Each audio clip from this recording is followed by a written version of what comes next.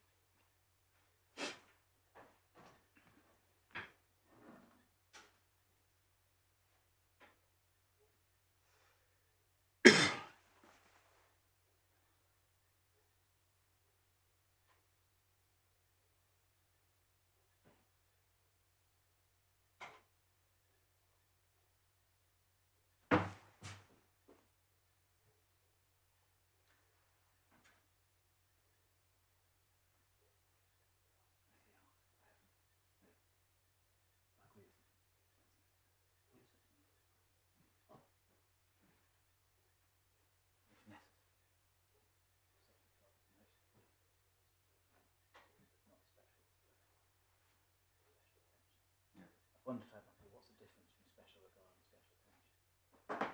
Answer them back. There must be some difference. You tell me what it means. Done by a parliamentary draftsman, you think it must be delivered. Not quite what it means. I think in substance it's the same.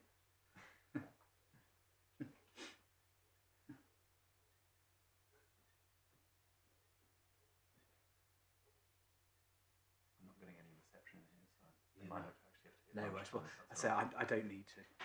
I mean, the franks, we can use the gibberish paragraph numbers if we have to. Yeah. You quote it in your skeleton. I think it's quoted in the skeleton. And I'm not going to refer. I was going to leave it to reply. It's a short point, effectively. So I'll maybe say we'll do it over. Yeah, and the consent order. Well, it says what it says. Yeah. We don't sign up to it anyway. That's set up to the reasoning. And the critical bit is paragraph 14, which says that the inspector. So even if Children's Standards doesn't apply, I'm going to apply it anyway. So, and a great rate note, just ready for if they want to sort of do a comparison. Yeah, where it's used, it's there.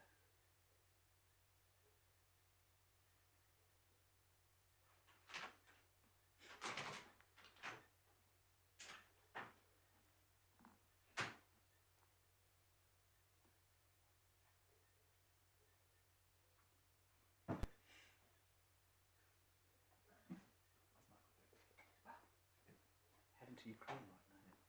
Yes, so no, he's supposed to Ollie loves her outfit. Yes, she's well. She's 3 weeks old now. She's 3. Don't have the bags under the eyes. It's style. She's sleeping all right. I had my first night last night in a separate bed. Yeah. It was incredible. Incredible night's sleep. We'll start wanting to do inquiries more. Yeah. Once they're away again. But no, it's super. I'm glad you like it. Yeah, no, it's lovely. Daisy well. Yeah, she's really well. She's recovered. Yeah. Recovered It sounds like nicely. it's fairly hairy.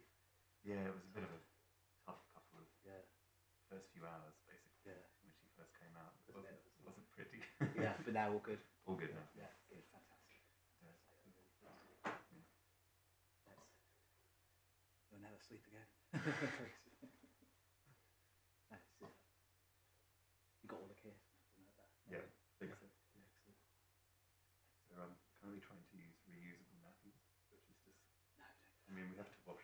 We just do so much washing. We do like 2 loads a day. I will save the live stream my advice on nappy disposal. Lunchtime, the one to tell you. There's a particular unit that is a life changer. Okay. Everyone I've recommended it to. Okay. So what a life changer it is. So.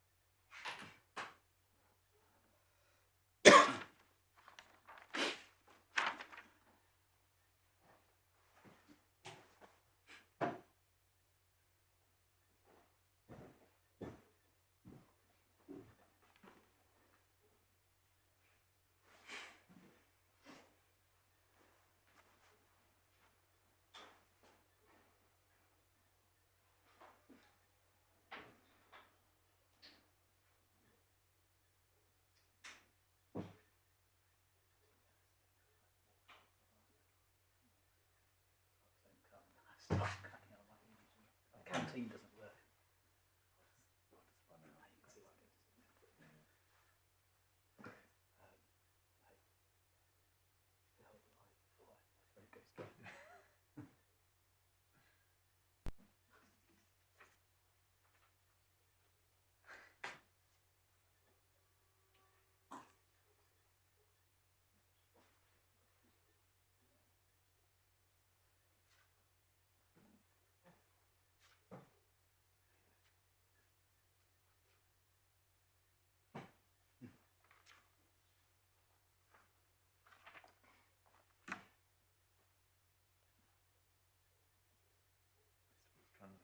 It is, yeah, trying to think the right word. Can't get natural human to sign up to their own meeting minutes. But I know, you know what I say? Once we're off screen, it's the same thing's happening with the case. Right for the LPA. They've chucked in a consultation as well. They've gone back on. Yeah, they can't do it.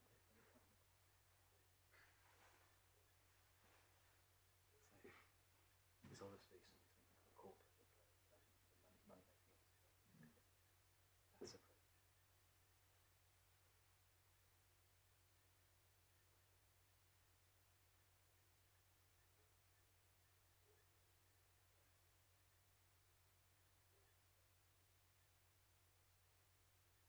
when do you think the last time one of these books was open?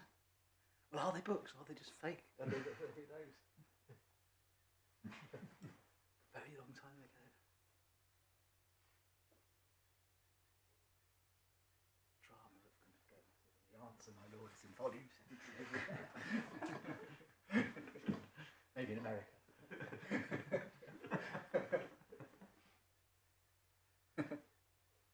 I'm Judge Linda.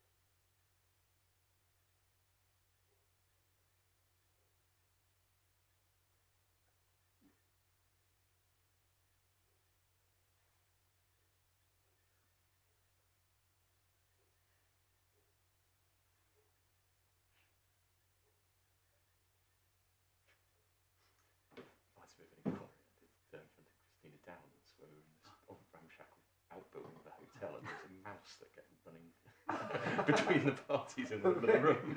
Depending on who's speaking.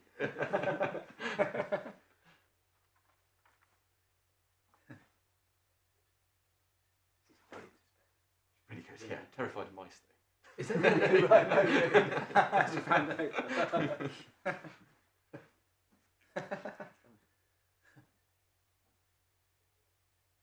Case Ollie's currently in Hong Kong, quarantined for a case in the official government of Hong Kong. And she was texting me saying how the walls are so thin she can hear the other person's kind of cutlery. After kind of day 20 or whatever it is, quarantines. Drives you out of your mind.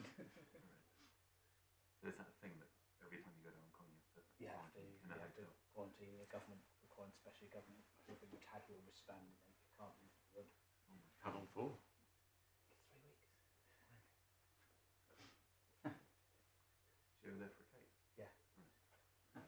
Wish we were well prepared, because there's nothing else to do in quarantine. Quite nothing else to do. Does she get paid for the quarantine time? Well, yes, it's just Refresher. my affection.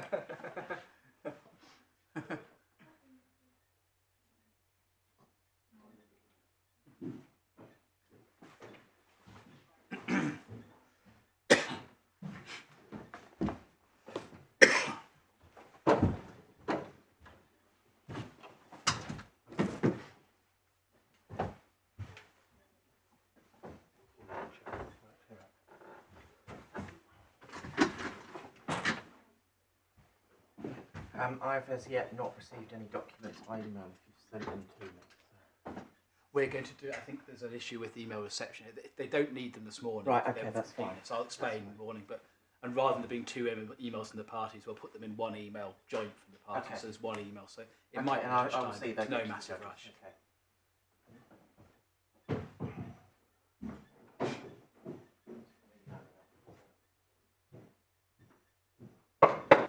All right.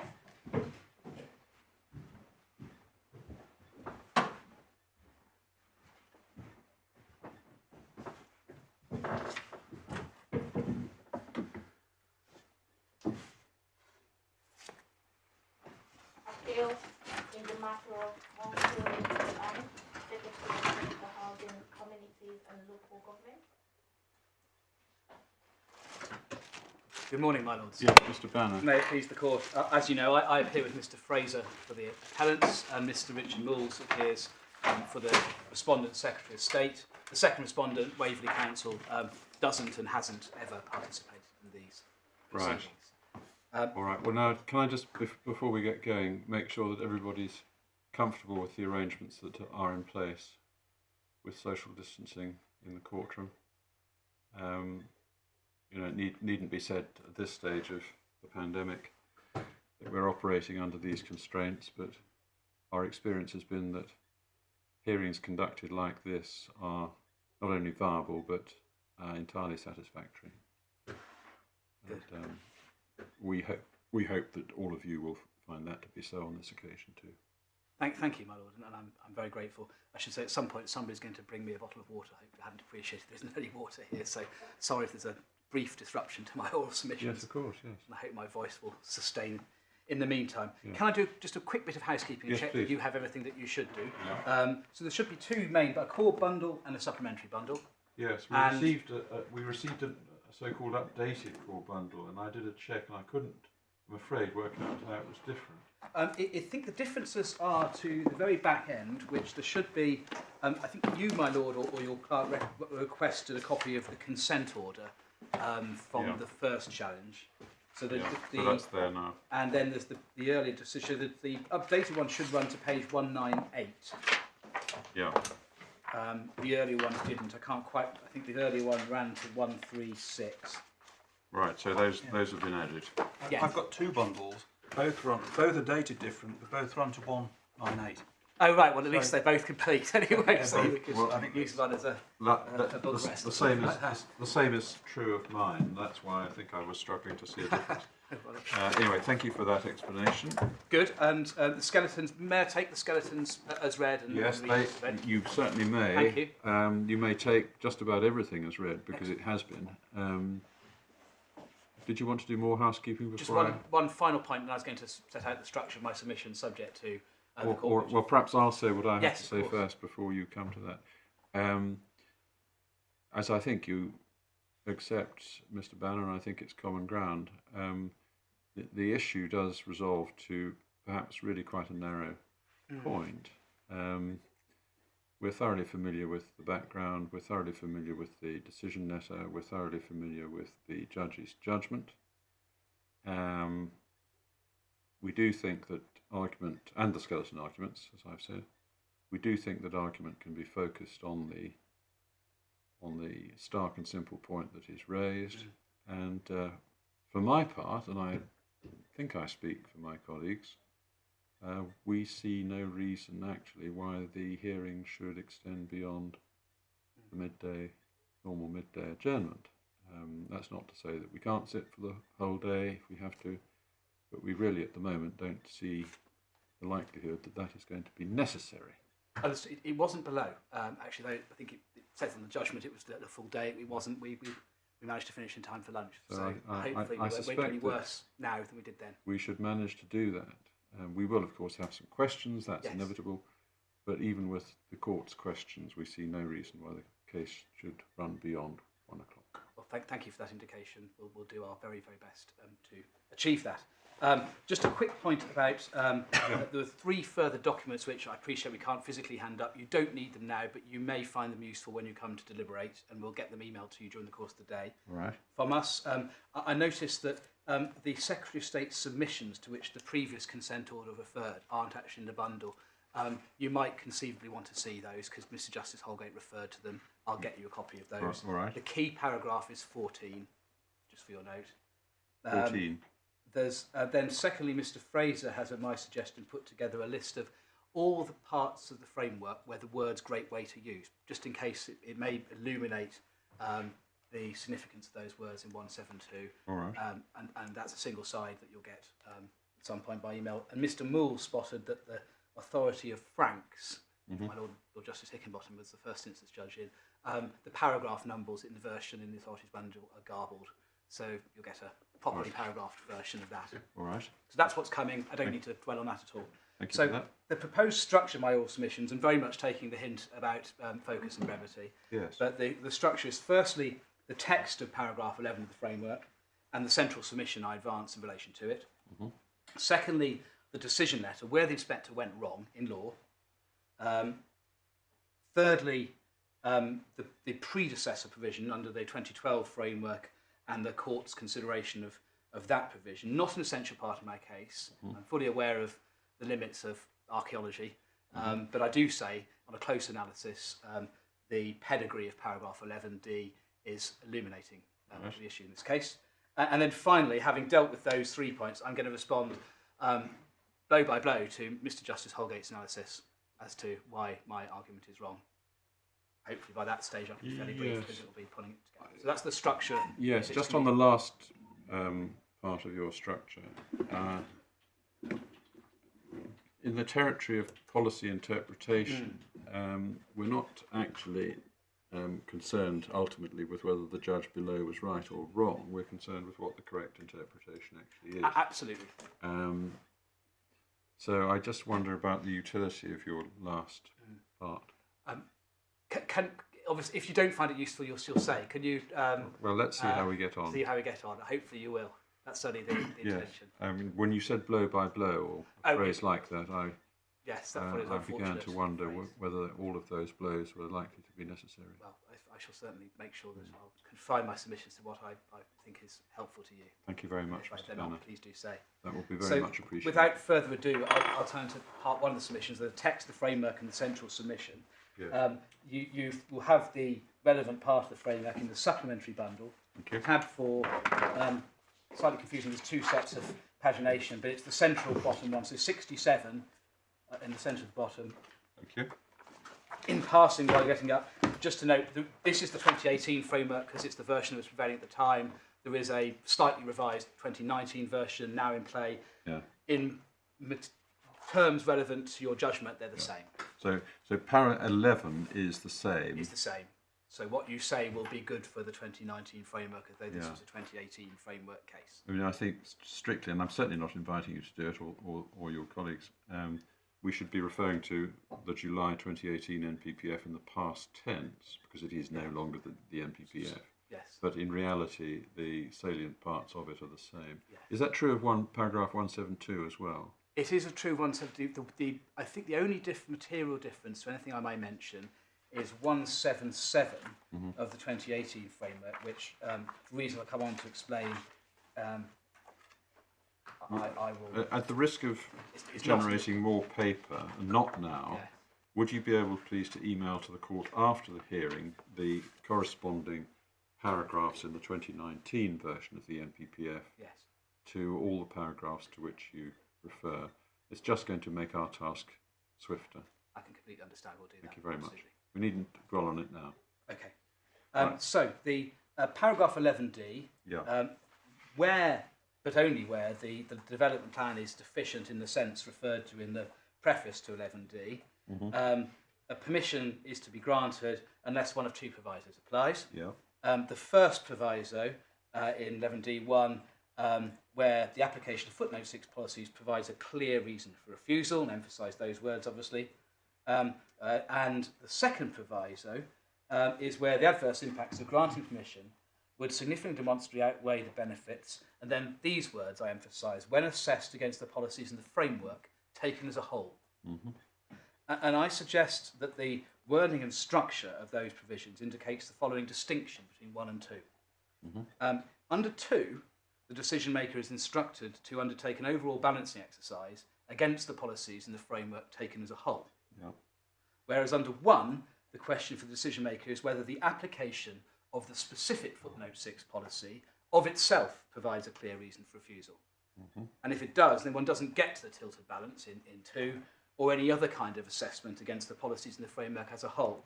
The footnote 6 policy is a knockout on its own. That, I suggest, is a critical distinction between the two, and one of relevance to the issue that you have to decide in this case.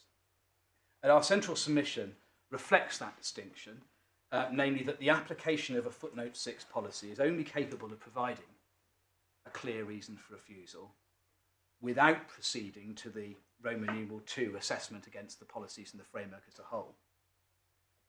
If that footnote 6 policy contains its own self-contained criteria or test, I use those two words interchangeably, the failure of which will or will normally be fatal to a planning application, a knockout blow.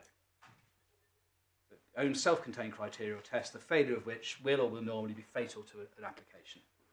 In other words, as we say in our skeleton in paragraph 10, that policy must provide either expressly or accept by necessary implication that permission should or should normally be refused unless certain requirements or criteria are met.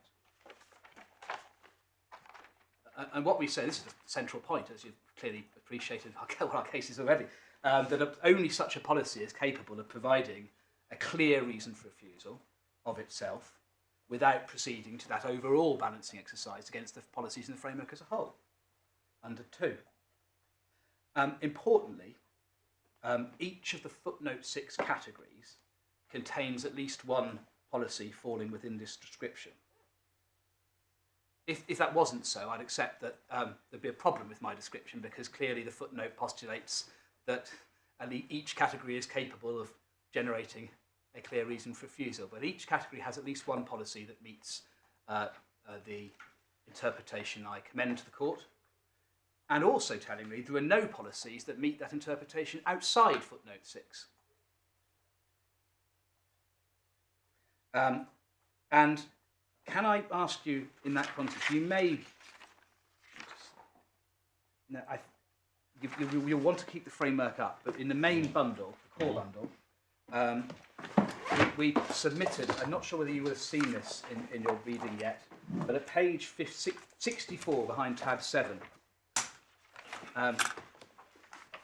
once again the credit is entirely to Mr. Fraser, he put together a schedule of all the policies that we say meet the interpretation. I don't know whether you would have seen this yet. So 64 and over at 65. And actually I'm going to briefly just take you through this, appreciating what you said about brevity. So habitat site, designated habitat sites, the kind protected by the Habitats Directive, and you can see there significant harm, then permission should be refused. At 177, this is where I think actually in the 2019 framework there has been a change, but in this framework, the express disapplication of the presumption in favour of sustainable development when development requiring appropriate assessment on a habitat site is being planned. So even where there's no harm, when habitats are engaged at all, you don't have the tilted balance. Then sites of special scientific interest, so not European protected sites, but other habitat sites that are SSSIs. Again, development not normally permitted. The only exception is, and then there's a test. Clearly, again, in that sort of scenario, if the development doesn't meet that, you don't get permission, irrespective of an overall pros and cons assessment. Green belt, everybody in this room knows what the conventional test for an appropriate development of green belt is. I'm sorry, I'm just catching up. Sorry, my lord. In respect of paragraph 175b, you say that not normally permitted with an exception. You say that fits into your knockout category. That's a knockout, that's right. But the exception is this, where the benefits of development in the location proposed clearly outweigh both its likely impact on the features of the site, etc. So there is an assessment there. whether you call it a balancing exercise or not. But it's built within the policy. It's self-contained within the policy. So yes, that particular policy does require consideration of wider benefits, but within the prison of that policy. So rather than in 11D2, where the question is, do the adverse impacts significantly want to outweigh the benefits assessed against the framework as a whole, within this particular policy, the question is, do the benefits clearly outweigh? So not just a question of the burden of proof being on the appellant, but do they clearly outweigh the impacts? And that's an exercise done through the prism of 175B. So if you don't pass it. So here there is a balancing exercise to be done. Within the policy. It's a self-contained exercise. So there is, but it's within the context of that. So the difference is not balancing exercise, no balancing exercise. The distinction is between a balancing exercise or assessment within the confines of the specific paragraph or not. Yes, I think I'd suggest that's probably a different way of putting it. It may be a better way of putting it. Because there is a balancing exercise. There's a balancing exercise, but it's through the prism of the specific footnote 6 policy. In other words, the footnote 6 policy imposes a test, and if you fail that test, you don't get permission, irrespective of what anything else in the framework says elsewhere. You don't get permission, and if you fail 175B, that's the end of the matter. If you fail the habitats test, that's the end of the matter. If you fail the Greenbelt very special circumstances test, that's the end of the matter. If you give great weight to a particular consideration, that's not the end of the matter. And that's the essential point of my case. So, again, these may all be the same thing, but yes. So in 175B, you say that there is a difference because this is not balancing everything. This is balancing the benefits of the development against specifically itemised factors. Yes, I mean, the way I say is it imposes criteria or there's a particular footnote policy that imposes a criteria or test which either have to be satisfied or have to normally be satisfied, or else that's fatal to the application. And that is to be contrasted, however you describe these, but it is to be contrasted with a mere instruction to give great weight to one factor. Yes. There's a plain difference, I'd suggest, and it's obvious in my submission. And I'll come on to the consequence of that difference. I won't read them all out because I am conscious of time. Can I just say one thing? On reflection, in light of how Mr. Justice Holgate put his argument, the reference to heritage code, and I'm going to come back to that in the context of his analysis. Mr. Banner, forgive me. Going swiftly doesn't mean speaking swiftly. I'm sorry, my lord. Just to help you and us, actually, yes. Both of us. No, I do understand. So don't feel that you're having to rush. You're not at all. The economy comes in selection. I understand. Well, I've thought. May I say that that's said in the right spirit? I hope. I've taken in the right spirit too. No, understood. In 144, which is the next box down, there is a difference between it and 175, because in 175 you have the benefits balanced against identified factors. Sorry, just bear with me, my lord. 144 Greenbelt. Yes. Yes. In 175, as I say, you have benefits balanced or assessed against identified factors. In 144, you don't. Yeah. You have potential harm balanced against other considerations. Yes. That's everything. All of these, the tests that we say are capable of providing clear, they're all expressed in different ways, and there are different considerations that some of them permit compared to others. But they all have that common factor. 144 requires a general balance. Yes, it does. Yes, but yes. Yeah, through the prism, yes, a general balance in relation to Greenbelt, the harm clearly outweighed by other considerations, and there's no limit to other considerations as case law in that. Yes, you've created some of that case law yourself. Yes. And absolutely, there are different features between these different tests, but the common thread that they have is that they all impose, whether you call it a criteria, test, a hurdle, doesn't matter which, but they impose one of those things, failure to meet which is ordinarily fatal. And that is different, plainly different, from an instruction merely to give great weight, without saying then what you do with that great weight or how the balancing exercise to be conducted. It's plainly different. Quite how you characterise the one compared to the other matters not for my argument, but there clearly is a contrast, I suggest, and the one which is fundamental to the determination of the issue in this case. Anna, have you or your learned junior managed to identify any policy referred to in footnote 6 apart from this one, that does not have the kind of inherent balancing mechanism that's been identified in the schedule? If I've understood the question correctly, yes. Can I take, for example, so there are plenty of policies within footnote 6 categories which are plainly incapable of generating clear reasons for refusal. And the paradigm is 199 on page 117, again using the centre pagination. All right, so 199. Yeah. This is not the only one, but it's the paradigm. So page? Page 117, 117 of the bottom centre pagination. And this is a category, a footnote 6 policy, because it relates to designated heritage assets. It also relates to undesignated, but it relates to designated heritage assets. Developers should be required to record an advance understanding of any heritage assets to be lost. However, the ability to record evidence shouldn't be a factor in deciding whether such loss should be permitted. Now that plainly, I suggest, on its own terms, it is incapable ever of generating a reason for refusal. At most, it's capable of generating a requirement for a planning condition or potentially a planning obligation. I think most likely a planning condition. So, thank you very much. So, I suggest that this, if this is the point my lady is getting at, demonstrates that it simply cannot be a proper reading of paragraph 11D and footnote 6, that every single policy within the footnote 6 categories must be treated as capable of generating a clear reason for refusal. I hope that answers your question, my lady. Yes, thank you.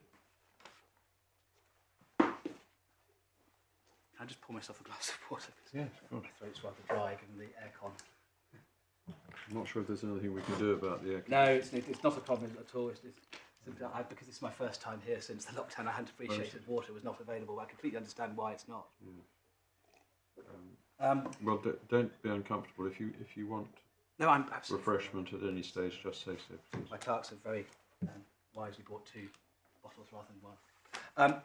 I'm going to say something about Heritage Coast and the Heritage Assets policy when I come to the Mr. Justice Holgate part of my submissions. I'd rather leave it till then, if I may, because that will avoid duplication. Of course, yes. Can I just... And then I think... Can I take you to paragraph 172? Yes. This is the last stop on this first section of my submission. So 172 is back in the supplementary bundle. Splits the page, but it starts at page 110. Yeah. And it's in 2 parts. Forgive me for stating the obvious, but there are times, dare I say, in judgment below and in my learned friend skeleton that don't appreciate that. The first part, which runs up to the word limited, which is the second line of the page 111, applies to all development in the AONB, but it's the only part that applies to what I term non-major development. And the second part only applies to major development. So where you read in the judgment below my learned friend's submissions that my approach would generate a dichotomy in the application of 172, I don't shirk from that. That's my learned friend's client's choice to create that dichotomy. If he doesn't like the consequence of that night of judgment, he can change his policy. It's not for you to rewrite his policy for him, as I'm sure you wouldn't wish to. Can we, just pausing on the paragraph as a generality, if we may, for the moment, Yes. perhaps seen in its context, in chapter, should we call it chapter 15? Is that right? I think that is how they're called. Yes, I've never been quite sure, and I don't think the index helps. Does it not? But I may be wrong. But in chapter 15, here we are dealing with policies that refer in the first place at 170 to planning policies and decisions and what they should do. And then 171, plans should, etc. And then 172, is it right or not? And then 173 takes us back to planning policies and decisions. If you see. Yes, yes. Is it right to regard paragraph 172 as being a policy that goes both to planning policies and decisions, or just to decisions? I think the answer to that is, again, there's a dichotomy actually, because the second part, which imposes the exceptional circumstances test, it's more than exceptional circumstances because there's particular considerations set out, but I'll use the shorthand. That second part is related to planning permission. You see, planning permission should be refused for major development, other than in exceptional circumstances, subject to the considerations then set out. Well, what do you say about the first part? The first part is not expressed either way, so I suggest it applies to both. And I don't Right, think so the quite first part you're saying applies Yes. both to... plan making and decision taking. Right, thank you. Because the approach, the framing is where it wants to say one or the other, it says one or the other. Yeah, well, that's what I had in mind. Thank you, yes. And just then again, drilling down on the first part, there's an instruction to give great weight to the considerations referred to in the first two sentences. Conserving and enhancing landscape and scenic beauty, and conserving and enhancing wildlife and cultural heritage. Excuse me. The wildlife and cultural heritage wasn't an issue in the present case, as you'll appreciate. But contrast that with the second part, where in relation to major development, planning permission should be refused, and then I say there's the test, and then there's principles set out in relation to the application of that test. So it's plain in my submission that whereas major development is the subject of a test, failure to meet which is fatal, irrespective of anything else, outside the considerations that test requires consideration of. In relation to non-major development, that non-major development is the subject only of the instruction to give great weight to the considerations mentioned in the first two sentences. So ultimately, the question of whether or not the application of paragraph 172 is a knockout blow in this context will rest on an assessment by the decision maker as to whether the development is major or not. Could you just repeat that? Yeah. Well, the question whether a proposal is major development is a matter for the decision maker. Yes. Yes, it is. So the decision maker ultimately has on your analysis, the power by determining whether it's a major development or not, to determine whether or not the fact that it's an AONB is a knockout blow without going to consider the tilted balance. That's right. So ultimately, it all turns on the planning judgment of the decision maker. Well, that's a very strange way to read a policy, I would suggest. Well, no, I'd suggest not at all, with great respect, because the policies, firstly, the policy of itself plainly has a dichotomy, an extra layer of protection in relation to major development. Yes. There's no question about that. Whether a development is subject to that extra layer of protection is plainly the matter of an evaluative judgment for the decision maker applying his or her planning expertise. What I am not saying, this is where I've come on to deal with, I'll deal with it now. What I'm not saying is that if you're found to be not major development, so the great weight instruction applies, just because you go to the tilted balance doesn't mean the great weight can't be relied upon in the context of the tilted balance. But the question becomes, if you go back to 11D, what's 11D? I was going to deal with this a little later, but I'll deal with it now as it's been raised. Well, you say it all falls into 11D too. Exactly. So in a major development case, if you don't satisfy the exceptional circumstances test, then the application of 172 provides a clear reason for refusal without having to go on to consider the proposal against the policies and framework as a whole. If you're not major development, the question then becomes, giving the impact on the 172 first two sentence factors the great weight that they must be given, do the adverse impacts significantly and demonstrably outweigh the benefits? And they might. it might be that the impact on the OMB in that second stage process, they do when you assess it against the framework aside, but it might not be. But the point is, it's not automatically fatal. That's the difference. But looking at, because you don't get to the tilted balance if D1 applies. Correct. D1 is the application of the policies in this framework that protect areas or assets of particular importance. Stopping there. Yeah. That includes paragraph 170. Yes. In chapter 15, yes, the it does. primary policy is 170. Planning policies and decisions should contribute to and enhance the natural and local environment by, etc., etc. 172 requires great weight to be given to something where there's a balance, but that's the policy. So we've got a policy there. When assessed against, provides a clear, does that policy that it should contribute to and enhance the natural and local environment, does that policy provide a clear reason for refusing the development proposed? Well, that requires an assessment, doesn't it? Well, I think that's where I part from my learned friend, Mr. Justice Holgate. I say No, it is. That's the divide. That's the critical dividing line. I think I we know. identified absolutely, and I say no, it doesn't.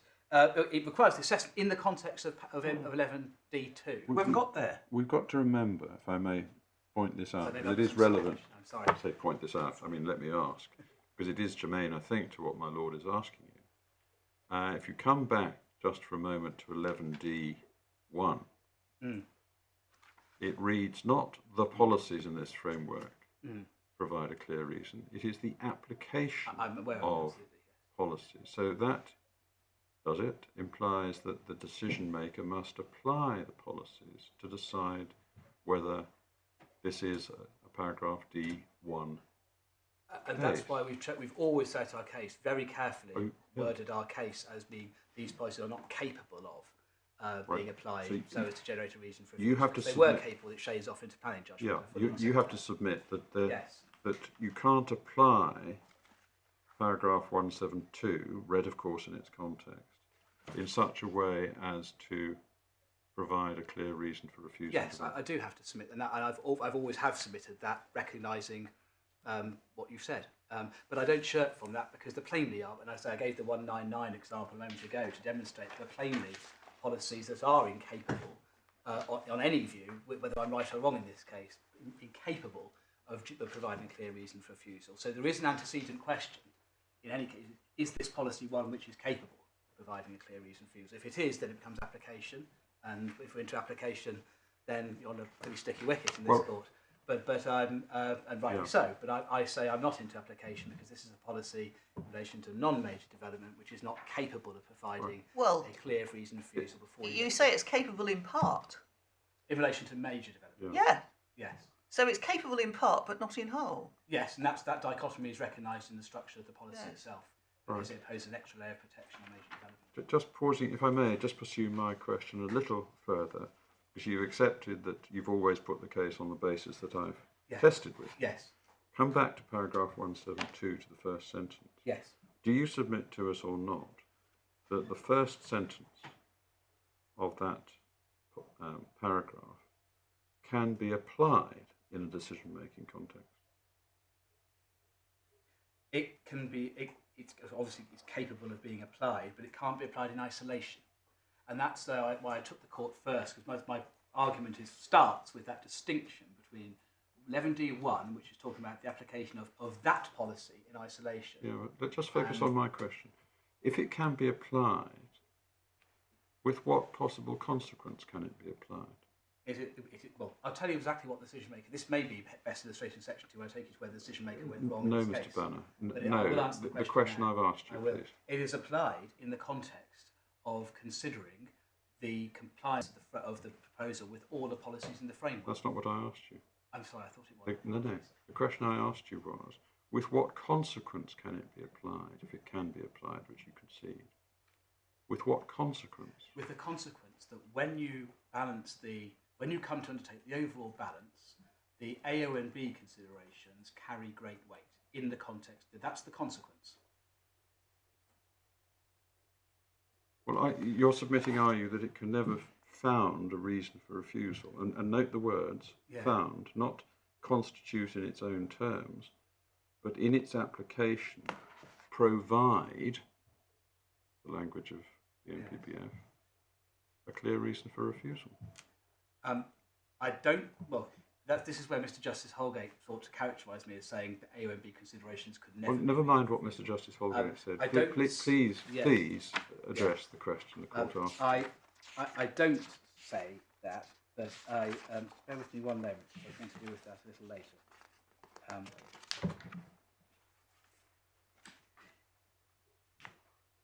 My argument is that paragraph 172 can't provide a clear reason for refusal under 11D1. It can found a reason for refusal. Just pause. In the context. Let me get a note of this.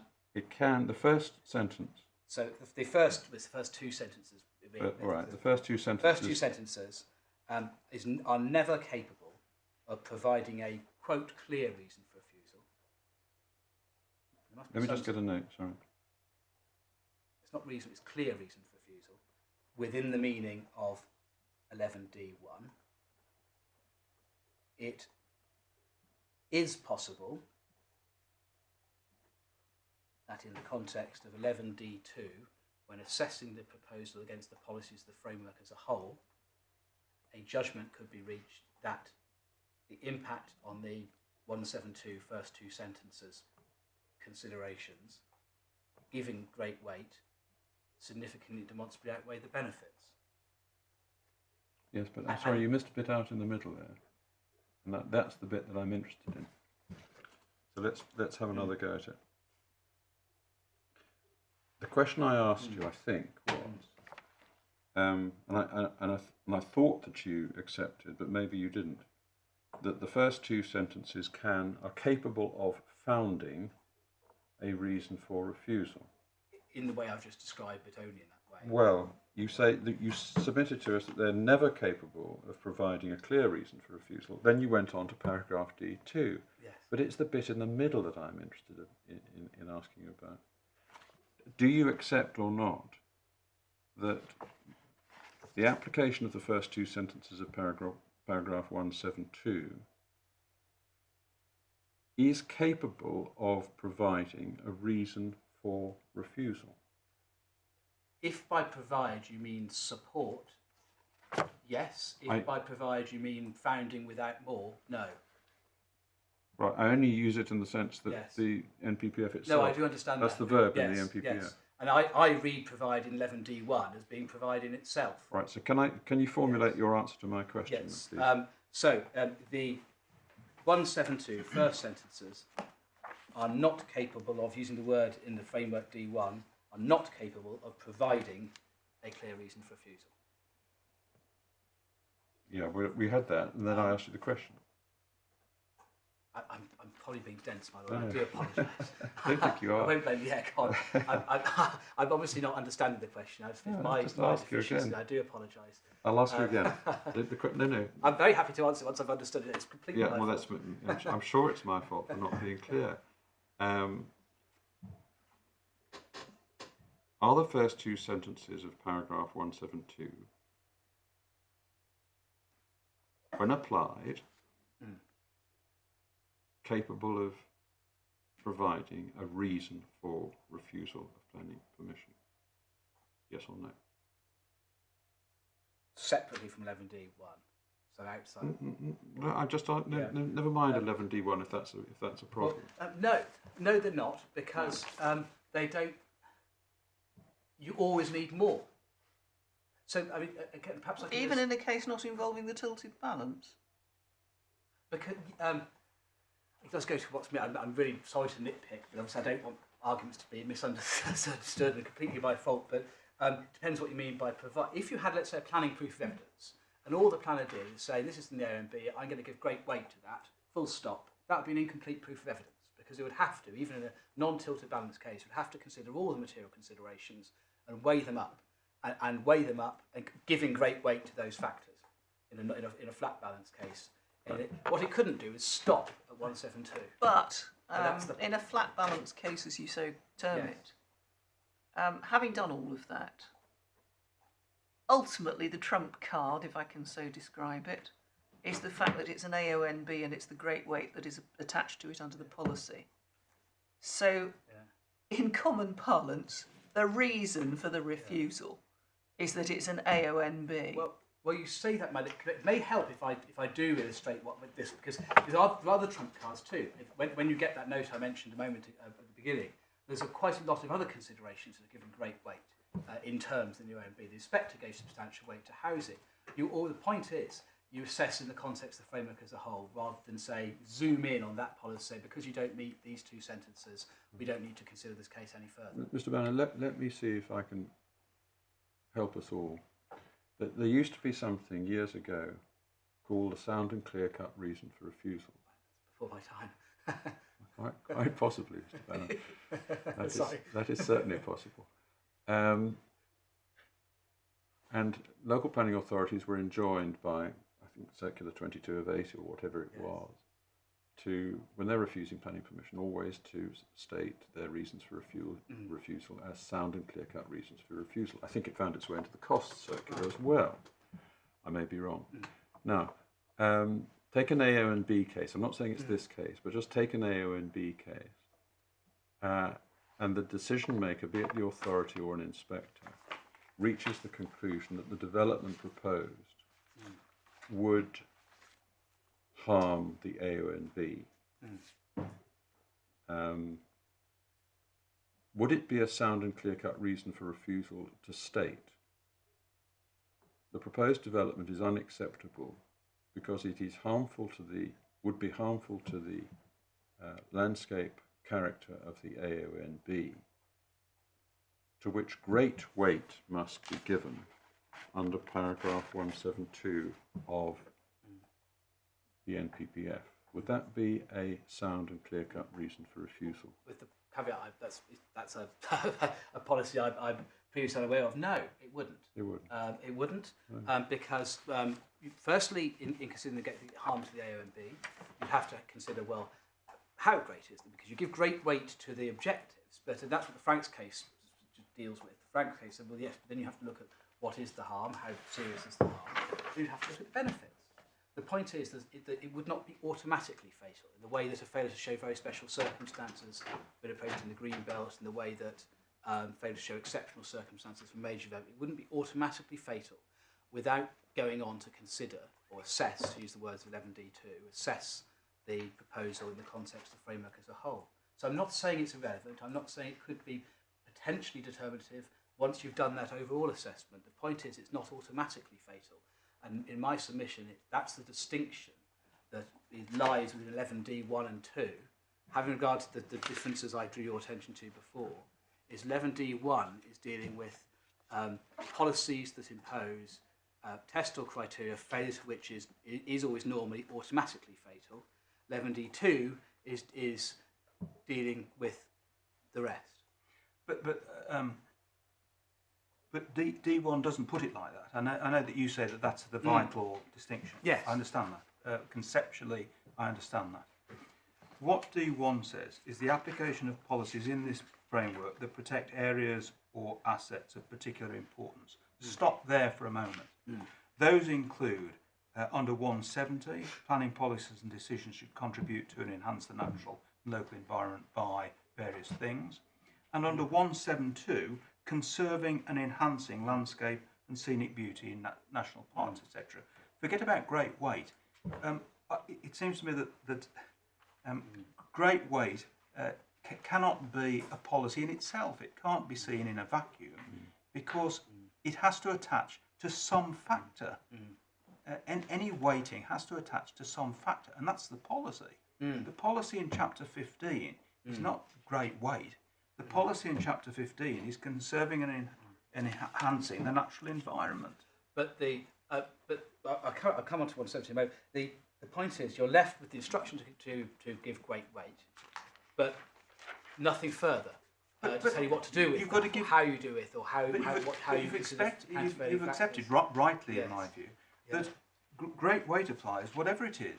Yes, policies, it does. Decisions, it doesn't matter. Yes, I agree with so that. whenever an assessment has to be made, including the conserving and enhancing landscape, etc., great weight has to be given to that factor. That's fine. So in D1, when you apply the policy in the framework, forget about great weight, that protect areas or assets, that is, conserving and enhancing landscape, etc., is a good thing. Planning policies, the contribution to an enhancement of the natural and local environment in various ways is a good thing. Those are the policies. So when you apply those policies, do they provide a clear reason for refusing the development proposed? Well, why can't they? Well, because 172, even when reading it, is not a policy requiring an outcome in relation to non-major development. It's a policy requiring great weight to be given in the planning balance. And so therefore, the application of it doesn't require an outcome. It requires something to be done in the context of that. I mean, I appreciate there comes a point where the arguments have been canvassed. May I believe me, because I have thought about this case an awful lot, can I take you to the inspector decision and try and illustrate some of my arguments by reference to how... This is your point about paragraphs 33 and 47 and 48. Yes, 48 in particular, yes. Yeah, well, yes, that's very clearly set out in your skeleton, but by all means, let's do it. But yes. if you've got yes, the point... let's do it by all means. But I mean, we're very conscious of the way you put it. Yes, I mean, ultimately there comes a point where I've made my points and but let's look. I don't want to labour points when you've got them. But so it's core bundle 15. And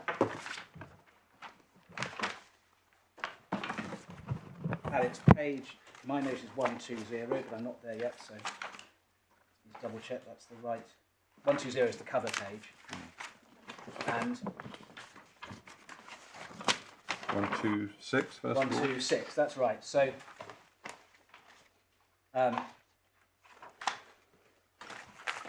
33 is the first point I need to take you to directly. So, and as I say in the skeleton, no quarrel with what he says, that the resultant harm to the A, O and B that he had identified, contrary to our case, should be given great weight in the planning balance. That's completely textbook. The problem is then how he follows that through, or tries to follow that through, which, when we get to the conclusion section on page 129, and at 47, he, having found that paragraph 11D is engaged through the 5-year supply shortfall, he notes that he says that 11D1 is engaged. Slightly misunderstands the case that's put to him, but the question, of course, isn't whether a footnote 6 policy is engaged. The question is whether it provides a clear refusal, and you've got that point.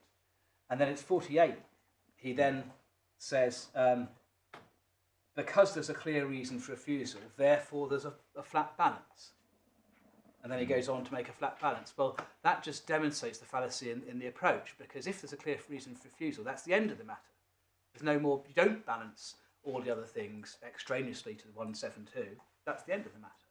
But you've got to set up your approach correctly. And is that not what he's doing here? Well, he says, I mean, the position, just standing back from the whole thing, if we can, just for a moment. We've got this language now in our planning system. Yes. About the tilted balance, as it's been called. Not words that appear in the policy. No, I'm not sure who's to blame for those words. It wasn't me. Not me. We're stuck with them, unfortunately. I can assure you. You have the power to put it right. But moving swiftly on, if you're going to get the benefit or the advantage, if you like, of the tilted balance, in other words, a balance that's tilted in your favour as a developer, you've got to earn it. And it might be said that the setup now of paragraph 11 says you're not going to earn it if your development is hostile to one of the key policies, the environmental policies of the NPPF, because it would just be a nonsense to let you have balance in your favour if you're contrary to one of the policies in the NPPF. that just would bring Can I- discredit to the whole planning system. Sorry. Does that work? Well, can I address that in two responses? Firstly, the premise within that question is that development in the AONB is necessarily hostile to policy framework, and I say, in relation to mine development, that's not right.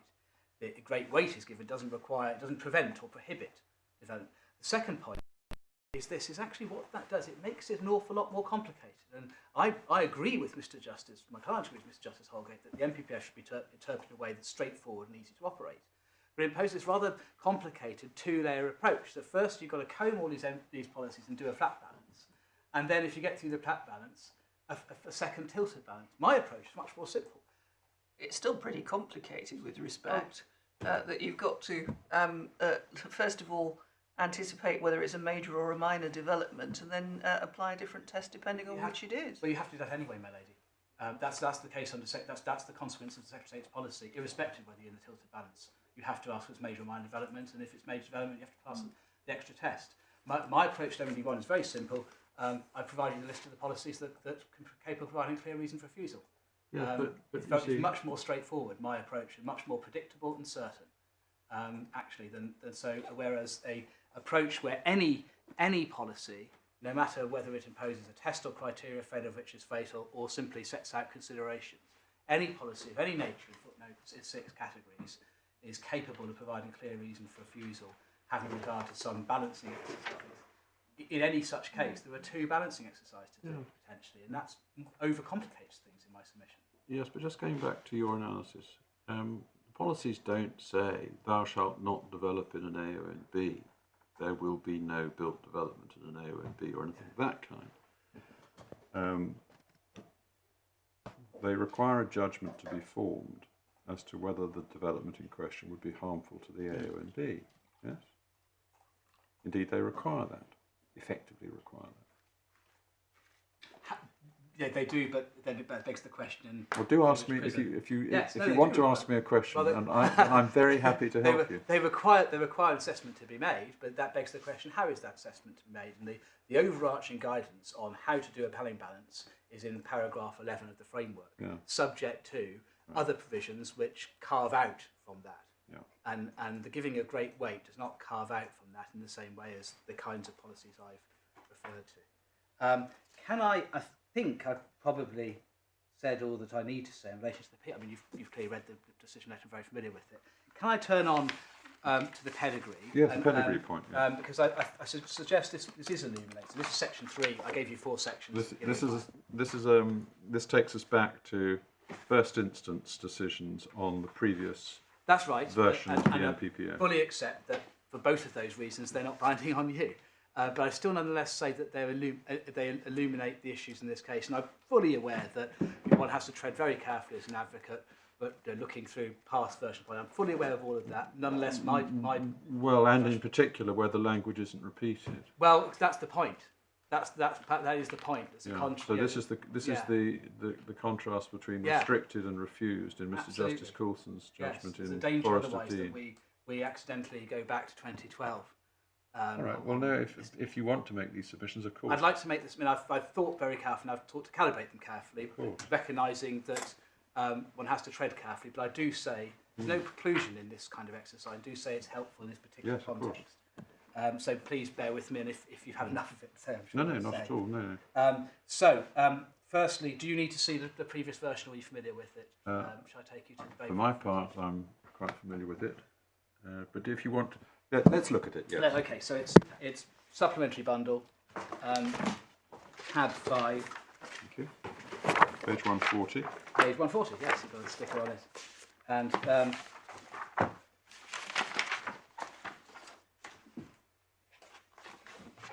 I do suggest that the counter to my submission, suggested by Mr. Justice Holgate, Mr. Rules, and experimented with, if that's the right word in argument so far today, does effectively give 11D2 pretty much the same meaning as what's said there. Mm-hmm. That's the first point. Right.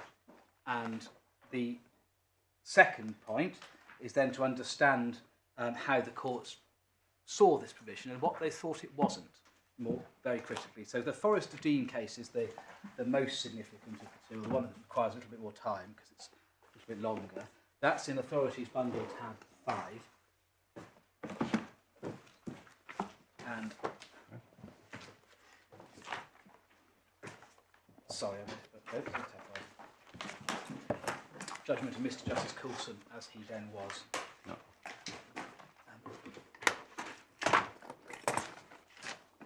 By way of very brief overview, I'm summarising what's said in the head note. The inspector in that case had found it to be a 5-year supply shortfall, but that there was less than substantial harm to a designated heritage asset. He applied the tilted balance, and the local authority successfully challenged on the basis that the tilted balance ought, as a matter of law, to have been disengaged by virtue of the predecessor to 11D1. So that's and the paragraph 134 of the framework is what's now 196. That's a brief summary. You get that in full from the head note. Paragraph 23 is where the relevant passage picks up. And that's at page 1045 of the law report. And you see the heading is paragraph 134, policy indicating development should be restricted. Mr. David Elvin argued that 134 fell outside the predecessor because there wasn't a clear prohibition. That was rejected for 4 reasons. I want to take you through those reasons. So the first point was that the wording of the 2012 framework, paragraph 134, was restrictive because it cut across the presumption in favour of granting permission. So there's a general presumption in favour, but 134 put the onus of proof on those seeking to obtain permission for development that would damage a heritage asset to provide a clear and convincing reason relying on public benefits why there should be. So at 25 to... Then 22nd point, 28 and 29.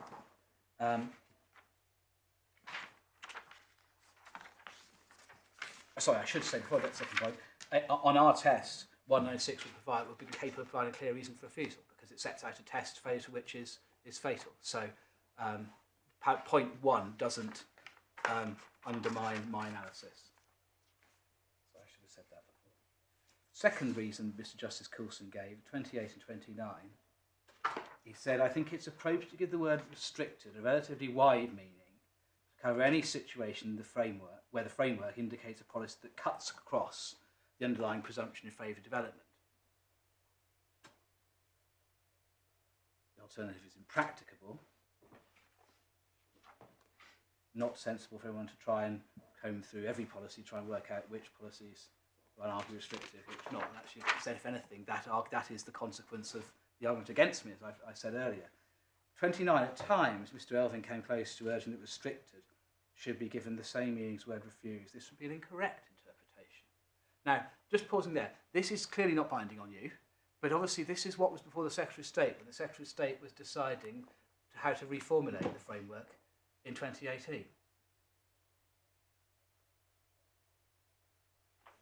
And the Secretary of State can be taken, you've got for completeness the consultation, there's nothing illuminating one way or another in the consultation response, but I suggest the Secretary of State can be taken to have been aware of this decision to which he was party when he reformulated. I mean, to be fair to the Secretary of State, there was a good deal more before him, or was it her, when this policy was prepared in 2018, including Hopkins Homes and a good deal of other authorities. But on this particular provision, this and Telford were the 2 cases that looked at the particular words of the predecessor.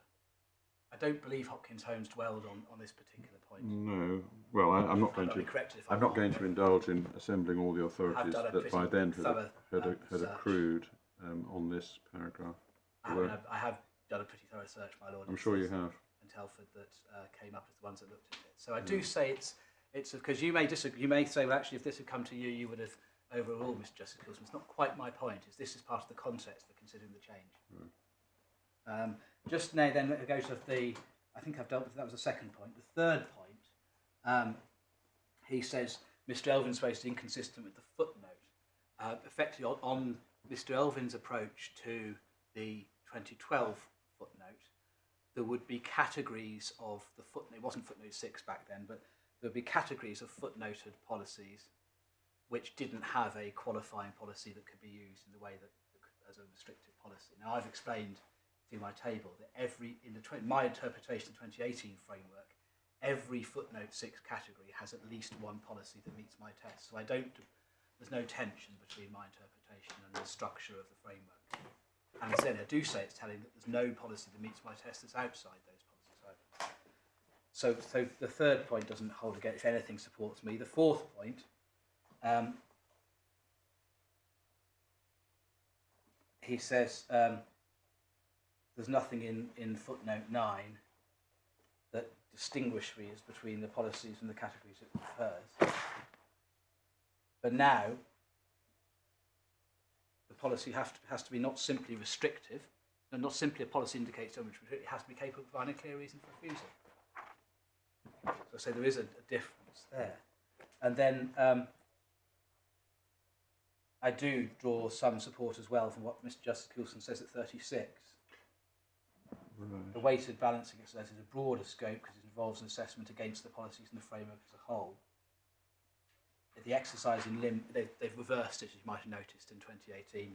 LIM 1 was Yes, is they now switched, 2 and they vice switched it versa. round because So- it was suggested that the logic was the wrong way Yeah, about which it. I think is correct. Actually, yeah. So the point is the exercise in LIM 1, i.e. now Roman numeral 2, is designed to take into account everything, not just a specific policies restriction referred to in what is now 1. So I say that supports the structure of the argument I can put to you. That's what I want to take from Forrester Right. D. What did, just while we're here, what did Mr. Justice Holgate say about that decision? Well, nothing. He referred to it in a different context. He didn't to be quite blunt, he didn't grapple with my argument on this point.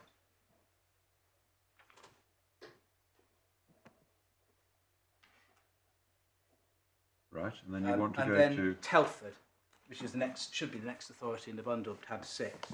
Yeah. And this is another first instance judgment, again on the 2012 version, applying this. The context can be taken from paragraphs 7 and 10, which again, if I may, I'll summarise. But for your note, if you want to look at it later, it's 7 and 10. The development plan was out of date. The inspector found applied the tilted balance, and I think it was a she, found that the paragraph 112, as it then was, the framework regarding best and most versatile land, was not a policy that indicated development should be restricted. And you see 1112 quoted at paragraph 36, and that is, unfortunately, it's like a paginated judgment from Bailey, but it's towards the end, underground 3, paragraph 36. And you see it's a take into account, local authority should take into account the economic and other benefits of best and most versatile land. And at 37, Mrs. Justice Lang refers to and summarises Mr. Justice Coulson's judgment, and at 38 she endorses it and applies it. She considers the best and most versatile land policy in 1112 can't be characterised as a policy which indicates development should be restricted. And she refers to the submissions. I pick up on the passage, it is not a prohibition on the use of best and most versatile agricultural land, nor a restriction on development in principle. It does no more than encourage the relocation of the proposed development onto poorer quality agricultural land if available. It's very different language using the specific policies as Mr. I can't remember whether that was the idea for our table or not, but anyway, that's the point. So very different. And then there's a reference to inspector's reasoning, and I just note decision letter, this is from the inspector's decision, no internal balancing exercise required by 112, nor any suggestion the planning permission would be refused. It's just one of the matters that's taken into account in overall planning balance, and she corrects, she says you should read restricted as refused. Well, now obviously it should be refused under the new. And she says the inspector was correct. And I endorse that. And standing back, let's pause. Even if the test hasn't, so if in substance the change in language, despite Mr. Justice Coulson's observations on the difference between restrict and refuse, even if there's no change in substance, I suggest that the application of Mrs. Justice Lang's approach, which I endorse, it's not binding on you, but I endorse it to you, would mean that I win this case, because there's no prohibition, no restriction in principle. It's an instruction to have regard to one factor and give some certain weight onto it in the overall planning balance. If in fact you were to be of the view that there was consequence in the change of language between 2012 and 2018 and narrowing, then all the more so, plainly. So that's why I do say, again, fully recognising the perils of archaeology, I say in this particular case it is of some use to you. You'll decide how much use it is, but I hope I haven't wasted your time in taking you through those cases. No, thank you for doing it.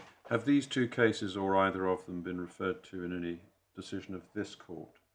I don't know, is the honest answer. I can check and let you know. That's law will tell me. Perhaps quite an important question for us to ask. Just make a note of that. We'll find out and let you know. Sorry, I probably should know the answer to that. Certainly not in this context, because this issue hasn't arisen. I don't know whether in any other context they have, but I'll find out. But if you could let us know that, we'd be grateful. Yeah, we'll do that straight away after the hearing. Thank you. I think that's all I need to take you to on pedigree. And now, would you just give me, I was going to go to by section 4, but noting what you said earlier, can I just have a moment just to see what I do need to tell you what I know about Mr. Justice Holgate?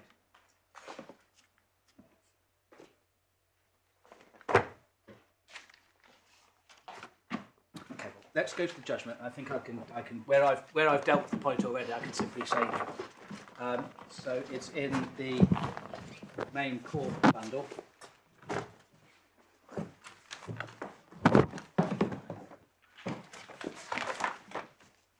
Tab 5, and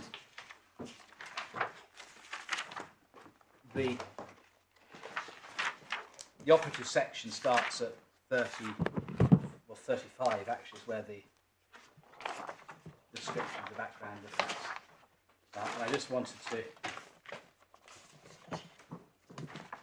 so 35, the final sentence, if I'm right, then it would follow that a breach of the first part of paragraph 172 could never itself support a freestanding reason for refusal. Well, I think you've got the main. Firstly, you can't breach 172.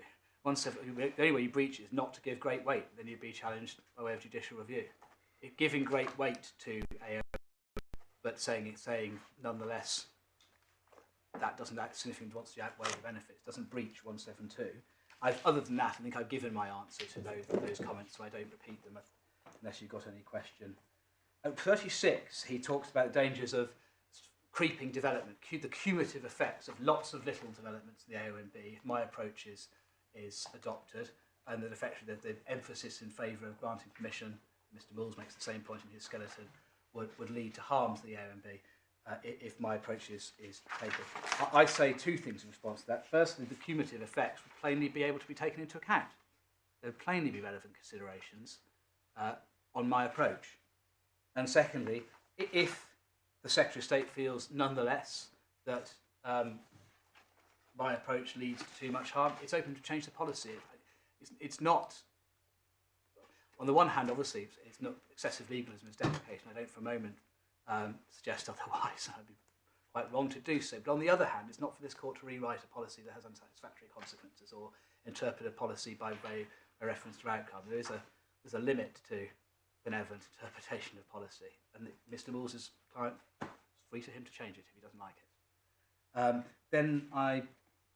That's all I want to say about that paragraph. 37 to 40, no issues. Right, so you accept the 15 points, do you? Yes, I do. I think we said that in the skeleton. Yeah, just to be sure. Yes, no, absolutely.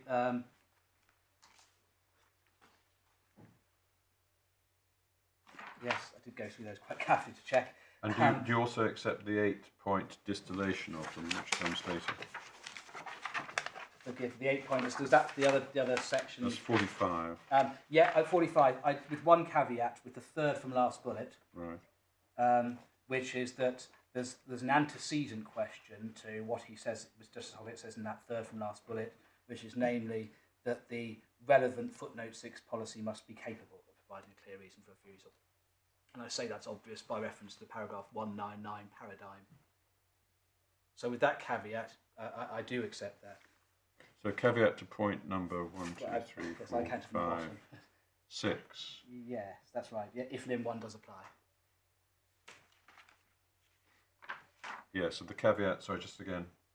The caveat is that there's Yeah. an antecedent question to the Yeah. question posed there, namely that the policy in question must be capable of providing a clear reason for refusal. Yep. Just going back, because I wanted to indicate what I don't take issue with as much as what I do, because it might make your jobs a little easier. So no issue with 37 to 40. 41 refers to Forest of Dean, but doesn't, I suggest, really grapple with the points I made. In fact, he refers to completely different passages on the distinction between 1 and 2. There's reference to the Mr. Guion Lewis's submissions that were referred to in the consent order in relation to the earlier proceedings. I just wanted to say in relation to the consent order, because obviously you asked about it, you'll get those submissions. They're obviously not binding on this court anyway, and my client didn't sign up to the submissions. But the paragraph 14 of the Secretary of State's submissions accept that the critical error in the previous inspector's decision was that he'd said even if the tilted balance even if the tilted balance doesn't apply, the adverse impacts don't significantly outweigh the benefits. So there's a bit of a fundamental error where the inspector, yes, you raised an eyebrow, and quite rightly so. So there's, shall I show it to you, just to show there's nothing in the previous decision? I just don't think it's necessary Okay, now. fine. I mean, that's water under the bridge. Well, good. Because you asked about it earlier, I just wondered whether there was some point. I'm not sure that I did, but if I did, I'm Or sorry. your clerk did, and I thought maybe there might have been a concern the court had about the previous consent order. It's not of concern. I don't have any trouble with you with it. Well, I don't. I think that may be. I may be reading more into the request. It may have been Very well. simply, as it were, a bureaucratic request Very well. for If you, I'll give it for your note. If you wanted to see the error, the it's a document. DL 57 on page 179. And it's glaringly obvious. There's a plain irrationality. All right. So the judge below's reliance on that consent order doesn't help in my submission. Paragraph. That's 42 as well. No issue with 43 and 44. I've said already that 45 is fine with that one caveat. 46 to 49 simply forward my submissions, so I don't need to comment on those. 50 makes two criticisms of my argument, far too legalistic and not straightforward, capable of being used up and down by decision makers. And on the legalism point, I say, well, this is ultimately a case about interpretation of policy, which the Supreme Court has held as justiciable. I don't accept I'm being excessively. I'm not like, for example, in Sir Modwin, I'm not where the claimant appellant was trying to read in civil standards of proof into the context of the MPPF. This isn't a case where someone's saying, relying on principles such as inclusio unius. This is a straightforward construction of the framework, and I hope I'm not guilty of excessive legalism. I might be right or I might be wrong. So sometimes the deprecation of excessive legalism is used as a knee-jerk response to any question of interpretation by respondents, regrettably so, because that carves out of the jurisdiction that this court has. This court and the court below have received a great many of these challenges, and they're always, as you know, dealt with on their merits. Yes. No, I completely understand. It's more it's the comment that's sometimes used out of context by respondents, particularly at first instance, which in a way that I suspect it wasn't intended to me. No, but what was said on due deliberation. Yes, no, I understand, and I can understand why in St Modwin in particular it was said as well. But I hope I'm not guilty of the same degree of excessive legalism. I'm not relying on any legal Right, you've made that point very clear, Mr. Banner. In relation to workability, I think I made my point. I suggest my approach, when you think about it, is much more workable than the contrary, and I don't propose to repeat what I say there. 51 explains the rationale for giving great weight. I take no issue with that, but I simply note that there's a reference to the statutory status of OMBs. But under the Crow Act, which you have got in the bundles, that's a simple take into account obligation, like the best and most versatile land policy requirement. It's not even like the heritage obligations to give special regard or special attention under listed buildings acts. Simply have either have regard to or take into account. So that doesn't assist the case against me either. The first part of paragraph 52 postulates an admittedly unlikely scenario of a development that causes harm to the A and B but has no benefits. Even if that unlikely scenario were to arise, it would be refused under 11D2 because the adverse impact which great weight would be given would significantly demonstrably outweigh the non-existent benefits. So the mischief which Mr. Justice Holgate identifies wouldn't arise on my approach. The second part of 52 suggests that where there are countervailing benefits, 172 requires a sort of flat balance. And that's really what the inspector said, and Mr. Mills endorses that. And I do say, beyond what I said before, that actually imposes an unwarranted loss on 172. It's just not what it says. And that's where I do ask you to contrast with paragraph 177 as it was at least in 2018. I believe it's been modified since, where there was an overt flat balance in relation to development which may affect habitats. If you remember, I took you to it. It said the presumption shan't apply in relation to development may affect habitats. So I do say that the approach, contrary to mine, it puts a gloss on 172. It doesn't say anything about the balance, just about one factor. And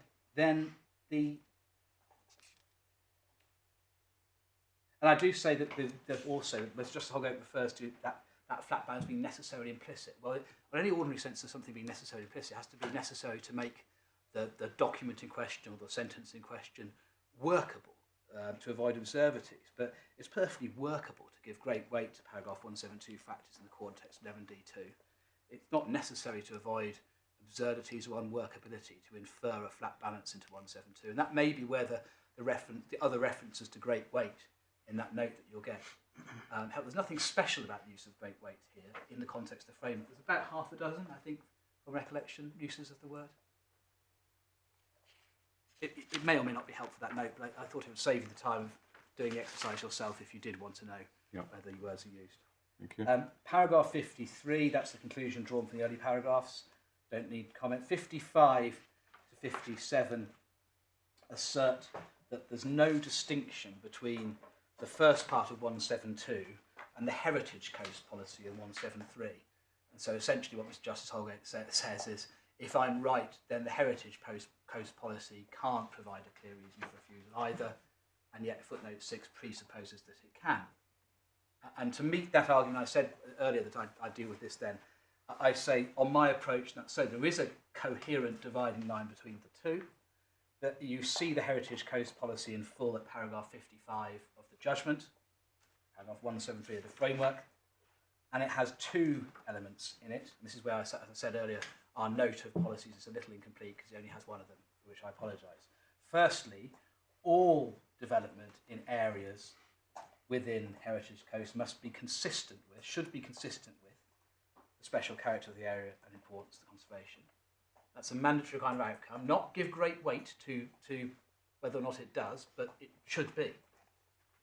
And secondly, major development, applying the same distinction between major and minor as in A and B, is unlikely to be appropriate unless compatible with special character. So within that passage, there are two elements, one in relation to non-major and two for major, where if you fail to comply with those, what do you call them, criteria, tests, if you fail to comply with them, that is capable of being automatically fatal without consideration of any other extraneous considerations. So if my test is right, there is a coherent dividing line between 173 and 172. I think that's all I need to say about Heritage Coast. Then 59 and 58 make the same point in relation to heritage. And here Mr. Justice Holgate says, if I'm right again, then that would mean that paragraph 196, which is the successor to 134, which is discussed in some of the early cases, would also not be capable of providing a clear reason for refusal. Conversely, if I accept that 196 is, then surely 172 in relation to non-major development does. And I say a no again for this. We do need, I'm afraid, to go back into the framework because you need to read 196 in context and only 196 in isolation is quoted in the judgment, and that's supplement. You'll need to keep the judgment open. Supplementary bundle, tab 4, and the passage I want to take you to starts at 116, page 116.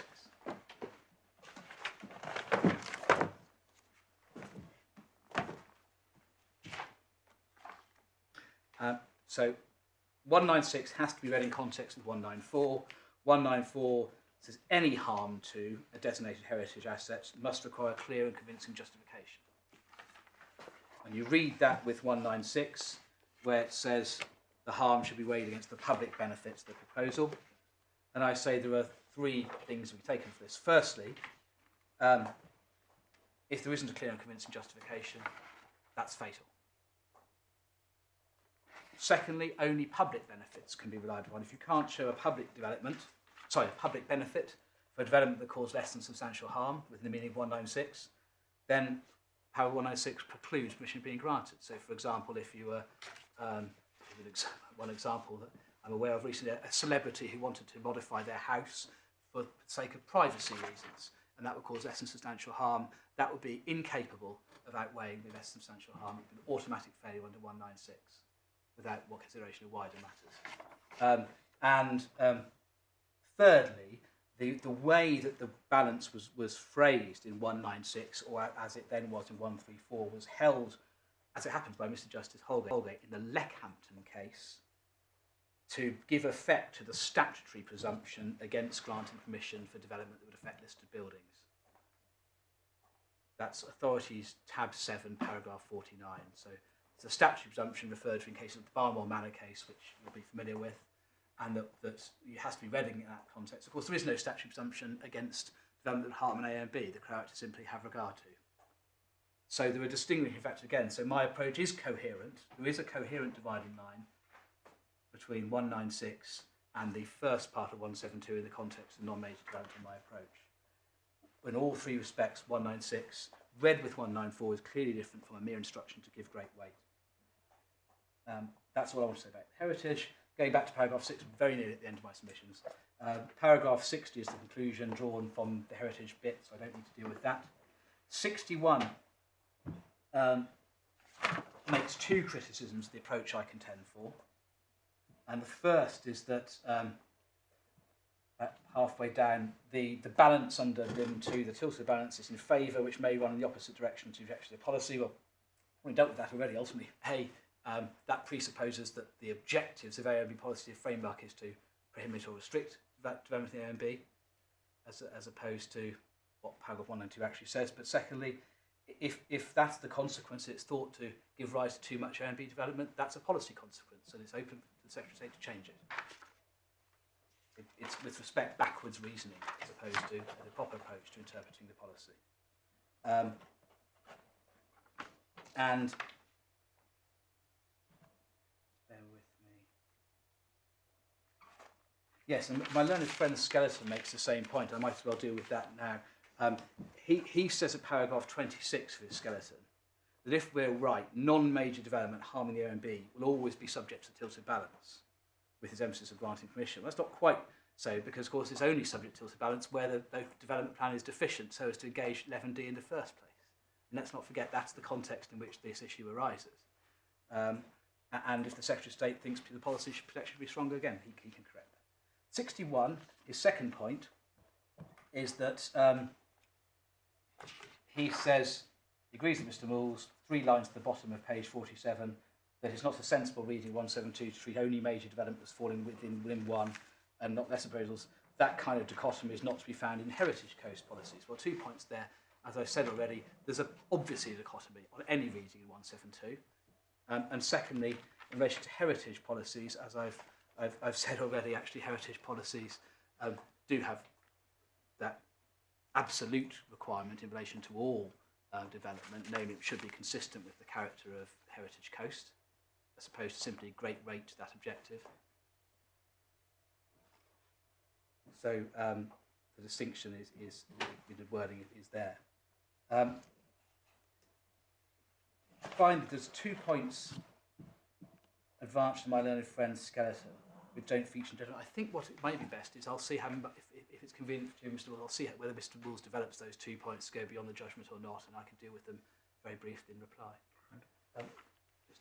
Unless I can assist the court further, hope I've done my part in achieving the objective, finishing before lunch. Yes, well, thank you very much, Mr. Benner. Thank you. Yes, Mr. Moores. May it please your lordships, my lady. I have 4 submissions that I wish to develop very briefly. Yes. Perhaps if I outline them and then deal with them. Many of the points I make have been anticipated by your lordships in relation to questions, so I will move at pace. Right. My first submission is that a simple planning balance is implicit in the application of paragraph 172.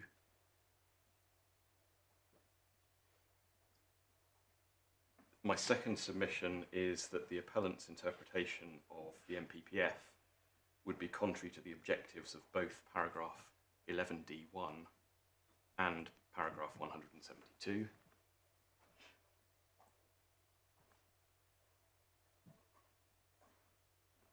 My third submission is that there is no proper distinction between MPPF paragraph 172 and other footnote 6 policies that the appellant accepts are capable of generating a clear reason for refusal.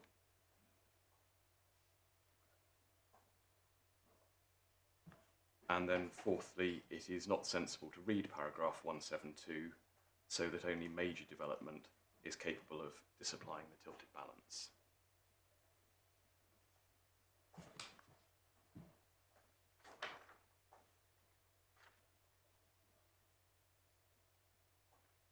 So turning then to my first submission, I deal with this in my skeleton argument, paragraphs 28 to 38 for your note. In my submission, the judge's interpretation of paragraph 172 is supported by the context, purpose and wording of paragraph 172. Turning to the context first, if I can invite you to the supplementary bundle tab 4, page 110, where we have the beginning of chapter 15 of the framework. So, yeah. Tab 4, page 110. Yeah.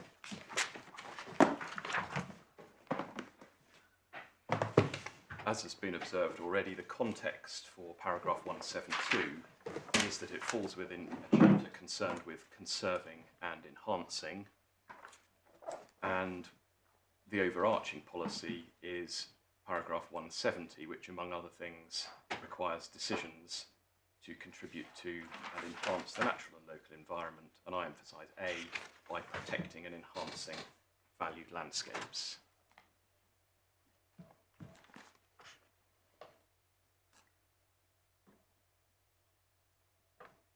So that's the context. The purpose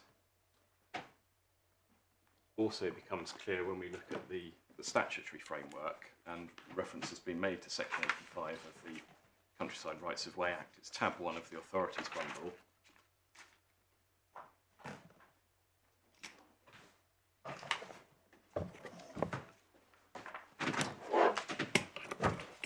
Section 85 requires that in exercising or performing any functions in relation to or so as to affect land in an area of outstanding natural beauty, a relevant authority shall have regard to the purpose of conserving and enhancing the natural beauty of the area of outstanding natural beauty. And we see in 2A that relevant authority includes a minister, 2B any public body, and that in 2.3 public body is defined as including both county and district councils and joint planning boards. So it's not just a duty to have regard, it's to the purpose of conserving and enhancing. So both the statutory purpose and the policy context emphasise protecting and conserving. That then is reinforced by the wording of 172 itself.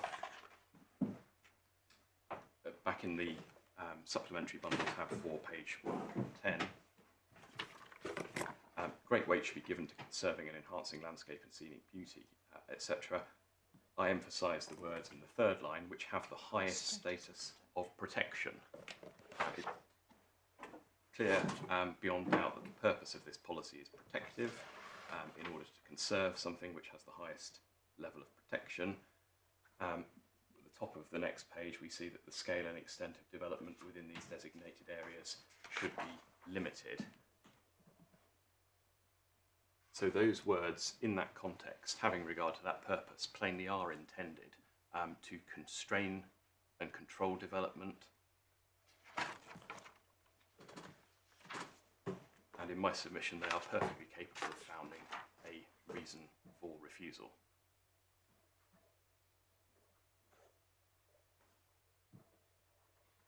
But I understand the submission, but as you say, paragraph 170 is vital to that submission, isn't it? It is, my lord, but it's notable that in looking at the heritage provisions, in order to read 196, my learned friend Mr. Banner took your lordships and my lady to 194, and the principle in 194, perhaps if I take it up, bottom of page 116, that any harm or loss to a designated heritage asset should require clear and convincing justification. So it's the policy in paragraph 194, that overarching policy of protecting heritage assets, that gives colour to 196. So it's exactly the same exercise he's forced to rely on to read 196 as falling within his test.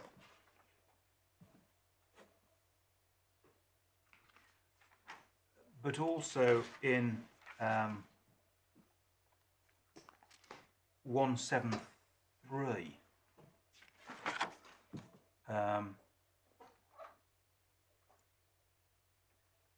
Mr. Bannon accepted that the first part of that did provide criteria for a knockout blow, as I understood his submissions, because should be consistent with the special character, etc. That was sufficient to provide the relevant criteria. Indeed, I mean that just demonstrates. I'm sorry, but that's, as I understand your submission, that's reflected in the first part of paragraph 170. Yes, my lord. Because conceptually, paragraph 170 first sentence and that sentence conceptually are similar. Precisely, my lord. And his submissions in relation to 173 demonstrate that his construction cannot be a sensible one.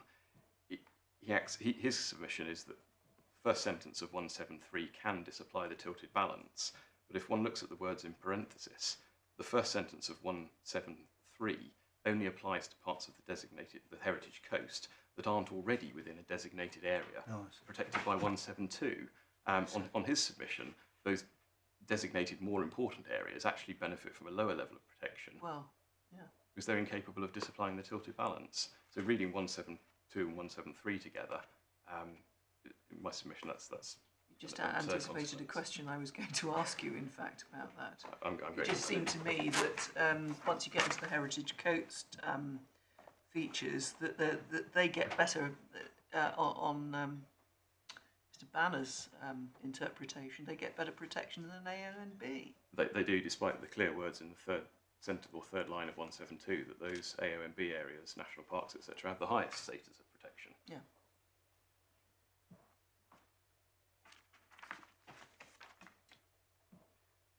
So in my submission, looking at the context, particularly paragraph 170 in the heading of chapter 15 concerning and enhancing, the statutory provision and the wording of 172, the judge's finding of an implicit planning balance in paragraph 170 in my submission is correct, and that 172 can, in ordinary development control terms, found a reason for refusal. Well, let me test the same question with you as I did with Mr. Banner. Would it be a clear reason for refusal to state the development proposed is unacceptable because it would harm the landscape character of the AONB, contrary to the first sentence, the principle in the first sentence of paragraph 172? In my submission, it would, and in fact that was pretty much the reason for refusal given in this case by the local planning authority. Do we have the reason for refusal, actually? It's summarised by the inspector in the decision letter, and Do we have the decision notice of the LPA? it's in the supplementary bundle.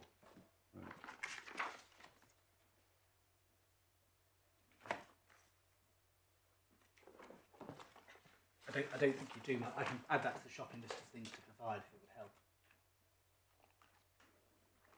Yeah, just might be useful to see what their reason for refusal was.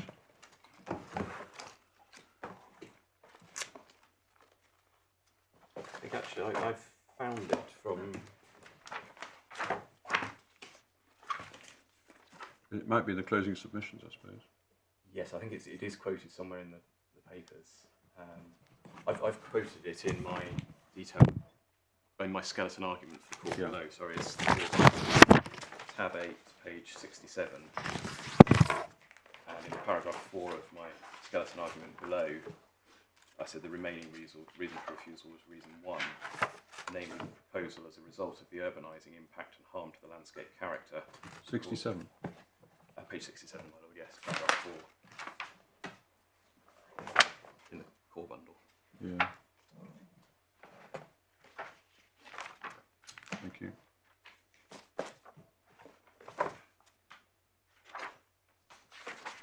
That quotes it, yeah. I don't know whether it was submitted or not in the court below, that wasn't a clear reason for refusal.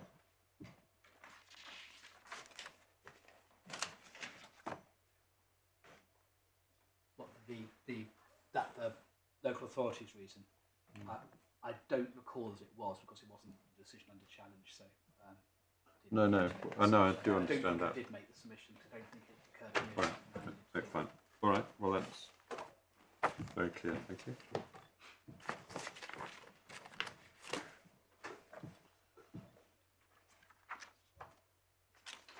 So moving on then to my second submission, that the appellant's construction of the framework would be contrary to the objectives of both paragraph 11D1 and paragraph 172.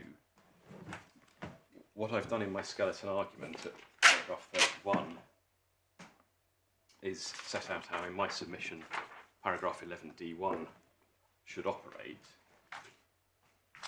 If I could ask my lords and my lady to turn that up, paragraph 31 of the skeleton argument, page 13.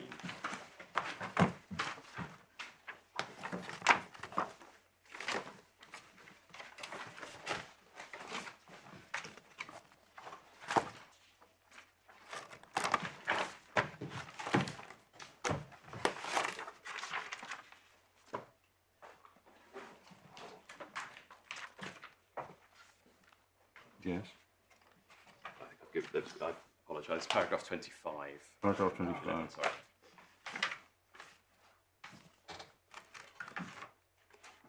So in my submission, paragraph 11B1 operates in this way: where there are no development plan policies or the most important policies are out of date, the tilted balance is engaged, and there's an emphasis on granting planning permission.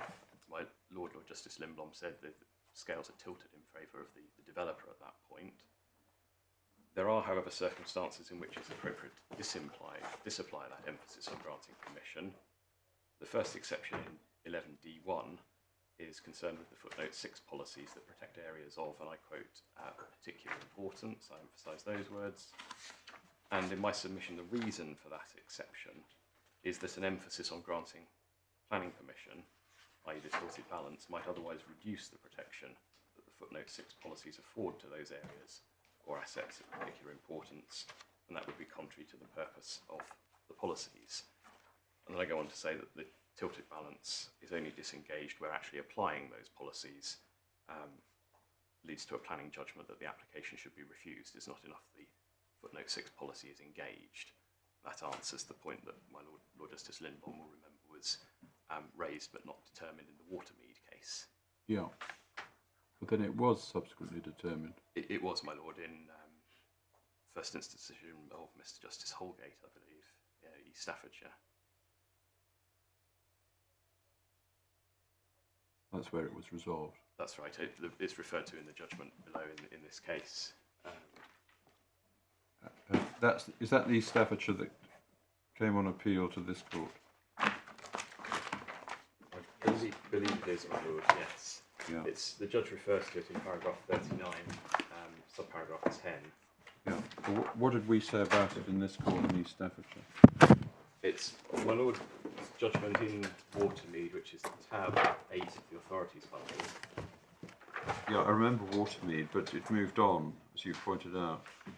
That's right. The decision in East Staffordshire was that the protective policy has to be, the application has to be contrary to the protective policy. It's not enough that it's engaged.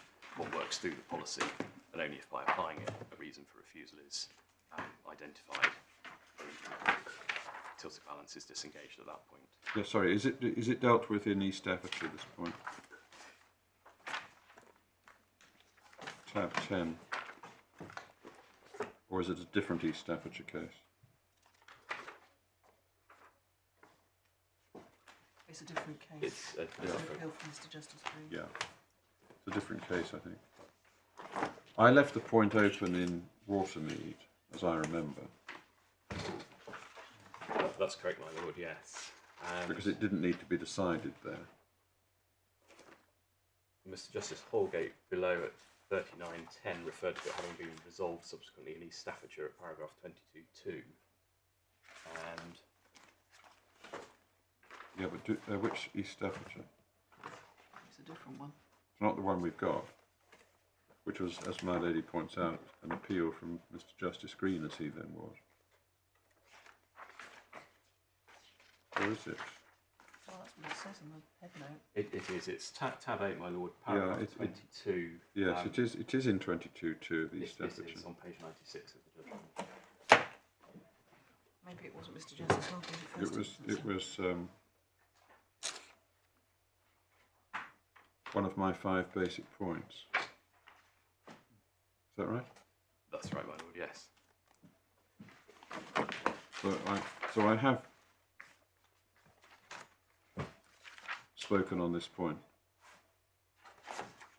before.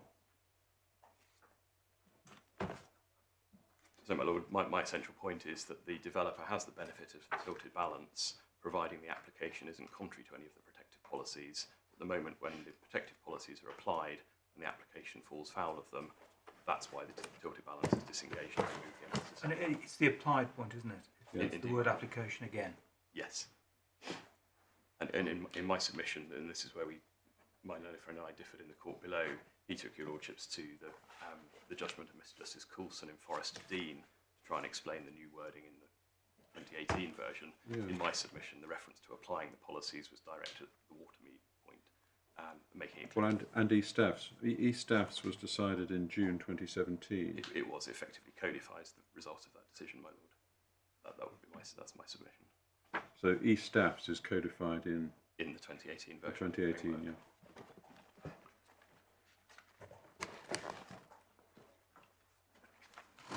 Right.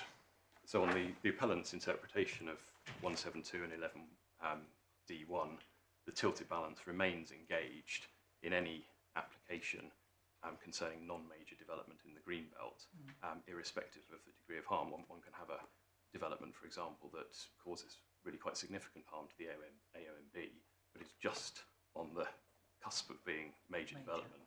But the developer benefits there from the tilted balance on my learned friend's submissions. In my submission, that's contrary to the actual purpose of this application in 11.1d. As we saw when we looked at Forest of Dean, Mr. Justice Coulson said the whole purpose of the disapplication is to disapply the tilted balance, where the presumption would cut across the protective policies elsewhere in the framework.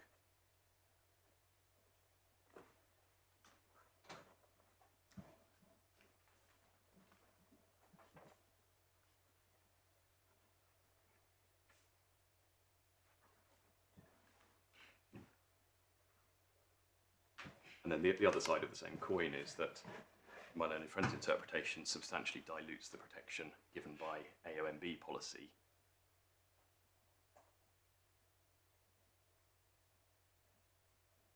Firstly, because the first two sentences are incapable of disapplying the tilted balance. But secondly, even in a non-tilted balance case, he seems reluctant to accept that the application of policies in 172 and 170 are capable of founding a reason for refusal.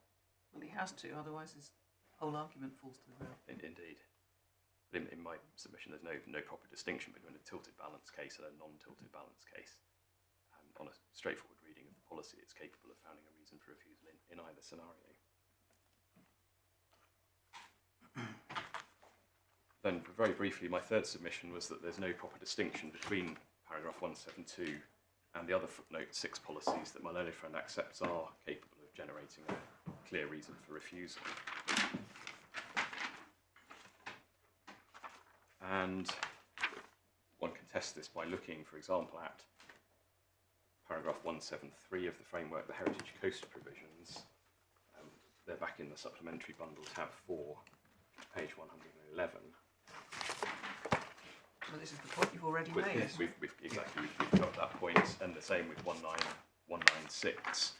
196 has to be read with 194, my learned friend submitted, and in 196 on page 117, there isn't, in terms, as he requires in his test, a direction as to the outcome of the planning application. 196 simply says, weigh the benefits, the public benefits against the harm.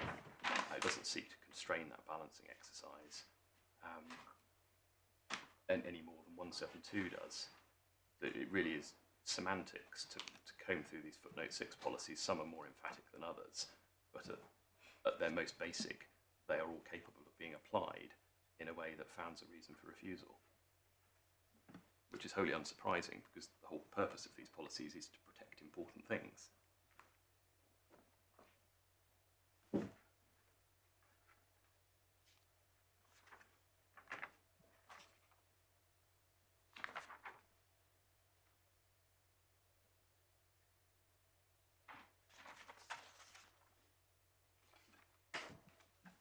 In my skeleton argument, it's the last main paragraph, paragraph 45. I've also drawn the court's attention to another consequence that would arise from a learned friend's interpretation in relation to Greenbelt policy, because whilst he accepts the very special circumstances test for Greenbelt meets his test, one also needs to consider the first sentence of paragraph 144 in the Greenbelt section. And we've got that on page 103 of the supplementary bundle. When considering any planning application, local planning authorities should ensure that substantial weight is given to any harm to the Greenbelt. So again, that's a protective direction as to weight. It's a footnote 6 policy. Presumably on my learned friend's construction, that is incapable of founding a clear reason for refusal and of disapplying the tilted balance.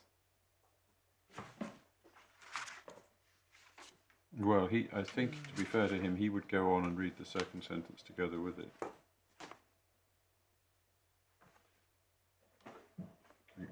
I apprehend that he would submit that the two sentences run together. They form together a single concept, is what he would submit, I think. But that may be a question this court has to deal with on another occasion, but I'm certainly aware that a number of decision makers read the first sentence of 144 as a freestanding. There's always a risk in overcomplication. Sometimes the simple approach is best, isn't it? Question: is a policy formulated thus, in its application, capable of providing a reason for refusal? That's what this case is about. Indeed. That's all this case is about. Indeed, my order, you have my submissions on 172. Then finally, my final submission is that it doesn't make sense to read 172 so that only major development is capable of disapplying the tilted balance. This is the question put by my Lady Justice Andrews. In my submission below, the way I put it was it shouldn't be for footnote 55 of the framework, which you have on page 111.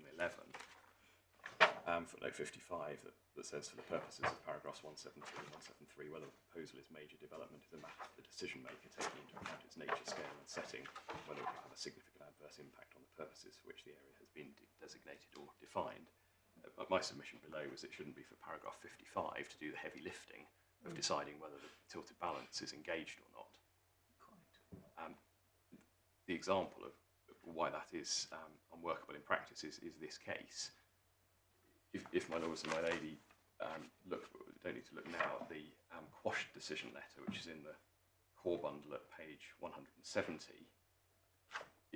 You will see at paragraph 4 on page 171 and paragraph 28 on page 175 that the local planning authority at the first inquiry was arguing that the proposal was major development. The inspector found against them on that, and so by the time it came back to the second inquiry, they'd abandoned the point. So that's a very stark example in my submission of why the fault line between the tilted balance being engaged or not shouldn't turn on a very broad planning judgment.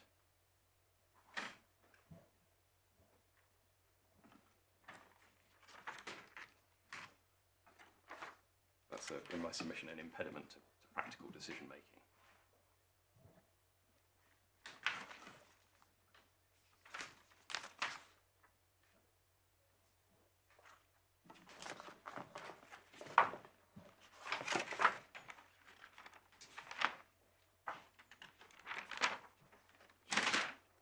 Looking back through my notes, my lords, but my lady, but I think that's all I wish to say on those submissions, and I can assist you any further. Thank you very much, Mr. Walls. My lords, can I just do with that last point first, because it's fresh in the mind. Of course, yes.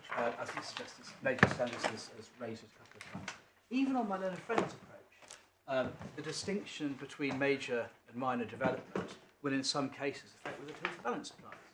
Because let's say that I'm completely wrong, and Mr. Justice Holgate and the Inspector are completely right. You've got a development which can't show exceptional circumstances, but in relation to which there is nonetheless, even on a flat balance, more good, considerably more good even than bad. On the flat balance approach to 172, that considerably more good than bad would outweigh the great weight, and therefore there wouldn't be a clear reason for refusal. And therefore, if it was minor development, I don't know that's not the term, but non-major development, it would benefit from the tilted balance. But if it was major, it wouldn't do. So even on the approach against me, major versus minor will in some cases still actually be determined whether the tilted balance applies. So I don't suggest that that's a point that weighs heavily against my analysis. Would you pause just for a second, because I'm wondering whether the live stream has gone off. It's still on, is it?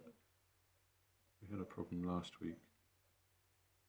No, it's still working. I'm so sorry, Mr. Sorry to take that point out of order. I just thought it may help to No. make it whilst it was fresh in the mind, because if not, I might forget it myself. Thank you, yes. Can I then, again, before turning to the structure, my Lord Justice Lindblom posed the question, if I've heard it correctly, that really this boils down to, is the first part of 172 capable of providing or is any policy capable of providing a reason for refusal? Can I say, well, first it's clear reason for refusal, appreciate that. But is it capable of reason for refusal without an assessment against the policies and framework taken as a whole? Because the assessment against the policies and framework taken as a whole is the exclusive domain of two, and it's in my submission important to frame the question in that way so that the sight isn't lost of the distinction in this respect between 1 and 2.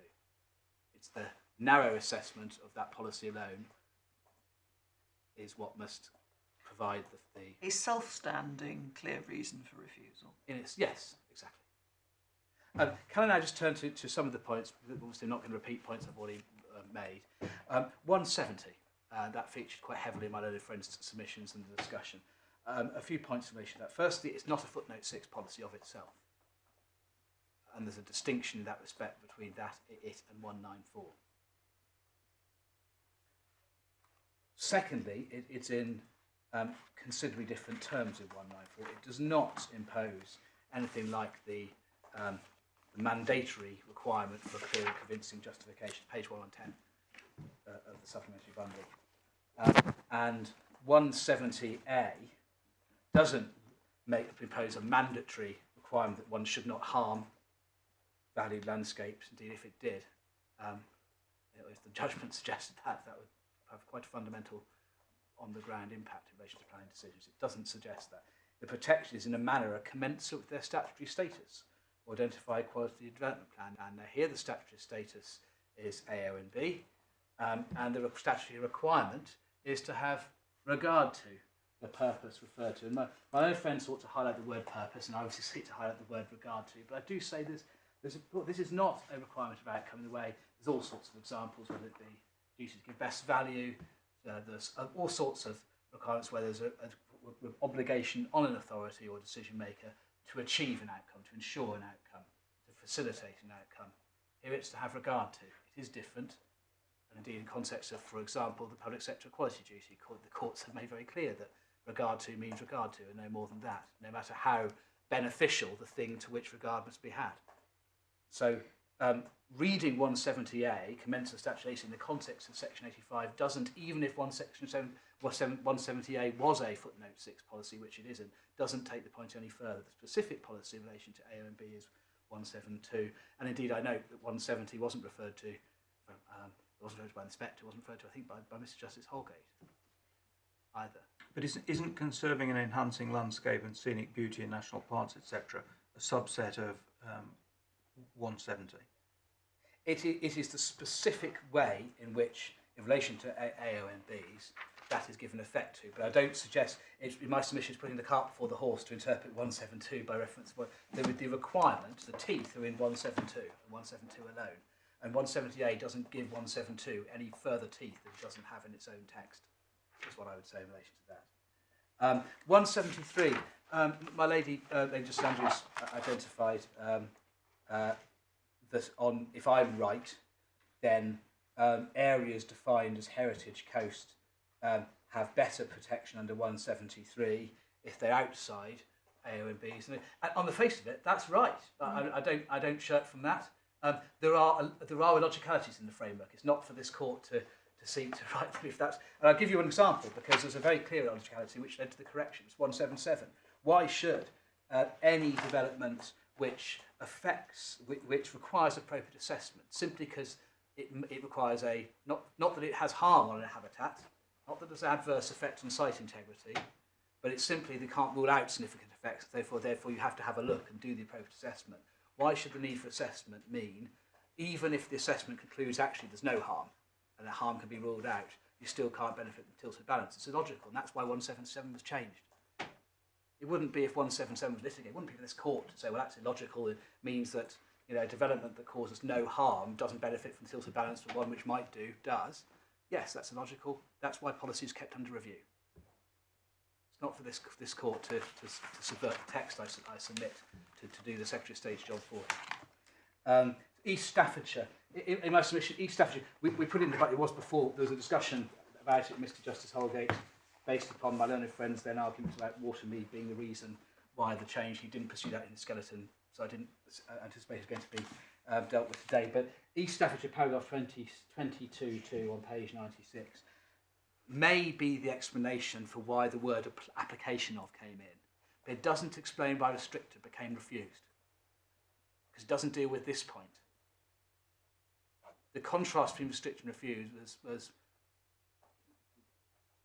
very clearly set out by Mr. Justice Coulson's judgment. There's nothing in the case law that gainsays him, and so that is what, in relation to what restricted means, that is what would have been before the Secretary of State at the time. So it doesn't explain the change. It looks, doesn't it, as if the introduction of the word application was a deliberate step taken by the government in the light of this court's analysis in East Staffordshire. Yes. But I say the policy still have to be capable of providing the reason for refusing in the first place. Yes, which takes us I back. accept that. Takes us back that's probably right. To the sole point in the case. It's probably right. But I also say it's similarly right that the conversion restricted the conversion from restricted to refused was probably decided. I mean, it's a pretty striking coincidence otherwise, isn't it?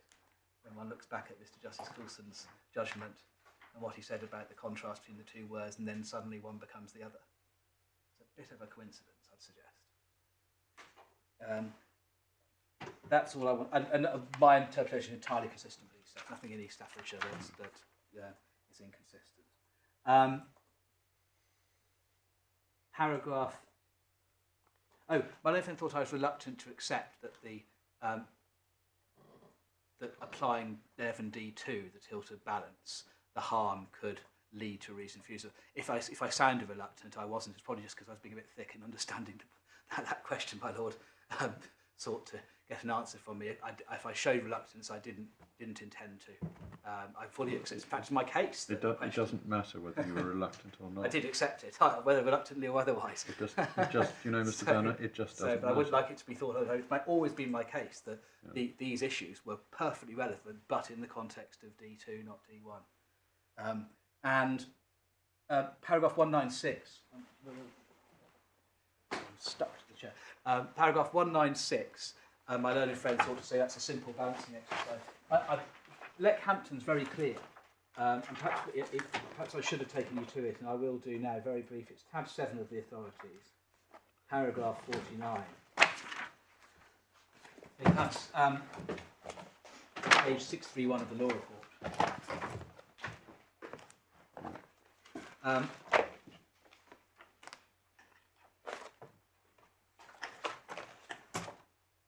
And it's a somewhat curious use of language in what was then 134, what is now 196. But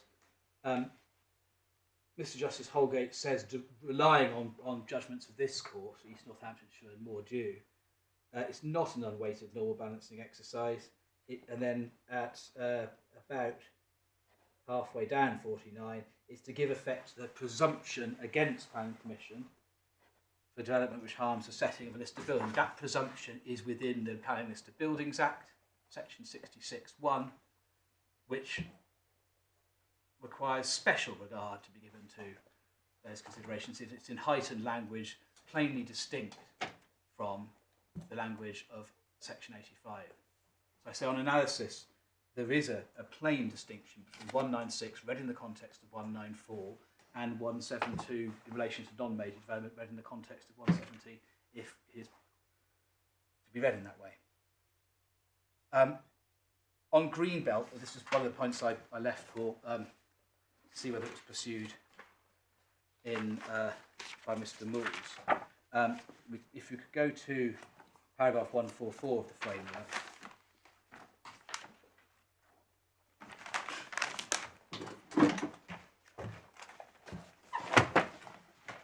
And that's page 103 of the supplementary bundle. As I understand the argument at its highest, what Mr. Moores is saying is, can you imagine a case where very special circumstances isn't required because the development's appropriate development? In that situation, would the requirement to give substantial rate to harm to the green belt meet my test? I think that's the point Mr. Moores is making. And what I see a nod, and what I say in response to that is, well, not on its own it wouldn't, but the implication of this is grossly exaggerated for other reasons. Most built development is going to be an appropriate development. That's the starting point. There are limited exceptions in 145 where impact on the green belt, whether it's openness of the green belt or green belt purposes, is considered to be relevant to whether the exception applies. It said so. So, for example, B, 145B, as long as the facilities preserve the openness of the green belt, and in relation to G, not have a greater impact on the openness, not cause substantial harm to openness of the green belt, etc. And in that context, therefore, the giving of substantial weight to the harm to the green belt will be relevant in whether or not it's appropriate development in the first place. But if it's inappropriate, then the VSC test applies, and that's clearly capable of founding a reason for refusal under 11D1. Why, subject to that, why should harm to green belt openness or purposes be fatal in a situation where it is appropriate development due to the exception, and it falls in an exception in relation to which impact on the green belt isn't a specified consideration? For example, buildings for agriculture policy. Again, Mr. Moores is seeking to rewrite the policy because it may have outcomes which somebody might find unsatisfactory. That's no job of this court. If the Secretary wanted to say buildings for agriculture and forestry, as long as it doesn't conflict with openness of the green belt, it could. And in relation to changes of use and other non-built development, again, if they harm the green belt openness or harm green belt purposes, they're inappropriate development and require VSC. So the category of case which Mr.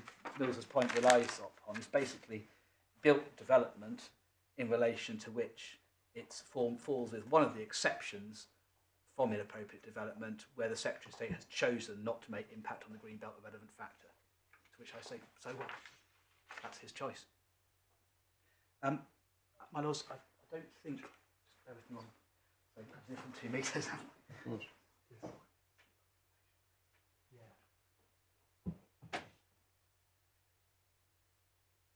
Yeah.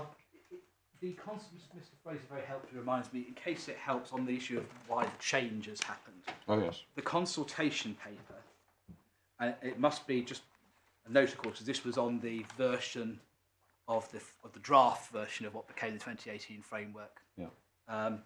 Not in the final version. That's in the authorities bundle in the penultimate tab, tab 15, and it's internal page 9. Just very quickly have a look at this, if you don't mind. Page 9. Page 9. It should say the revised text proposes these policy changes.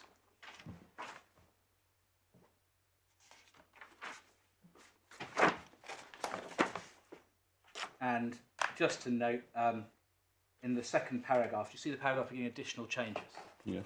And about 5 lines at the bottom, there is a deliberate there's a reference to refusing rather than restricting development. So it was there's clear indication that whether or not application was introduced in light of East Staffordshire, refusing rather than restricting was a deliberate choice. Now, was that done just for the fun of it, or was it done to have a consequence in the context of Mr. Justice Coulson's observations? Yeah. I suggest done with the consequence, and the consequence is, as I've set out in relation to that case, in support of my proposed interpretation. Unless you've got any questions for me, my lords and my lady, those are my submissions, and we've achieved our outcome with 15 minutes to spare. Thank you very much. Thank you, Mr. Banner. Thank you all very much. I say all because not only the advocates who've addressed us this morning, but others too, assisting them, have helped us with very clear skeleton arguments. We're very grateful to all of you, not least for making the hearing a success, despite the restrictions that we must all comply with. We're going to reserve our judgment, hand it down in due course as soon as we're able. In the normal way, you will receive a draft of the judgment for typographical or minor factual corrections only. There will be, or certainly should be, no need for counsel to attend upon hand down. The order should be agreed, if possible, in advance of that date. Thank you all very much. Right.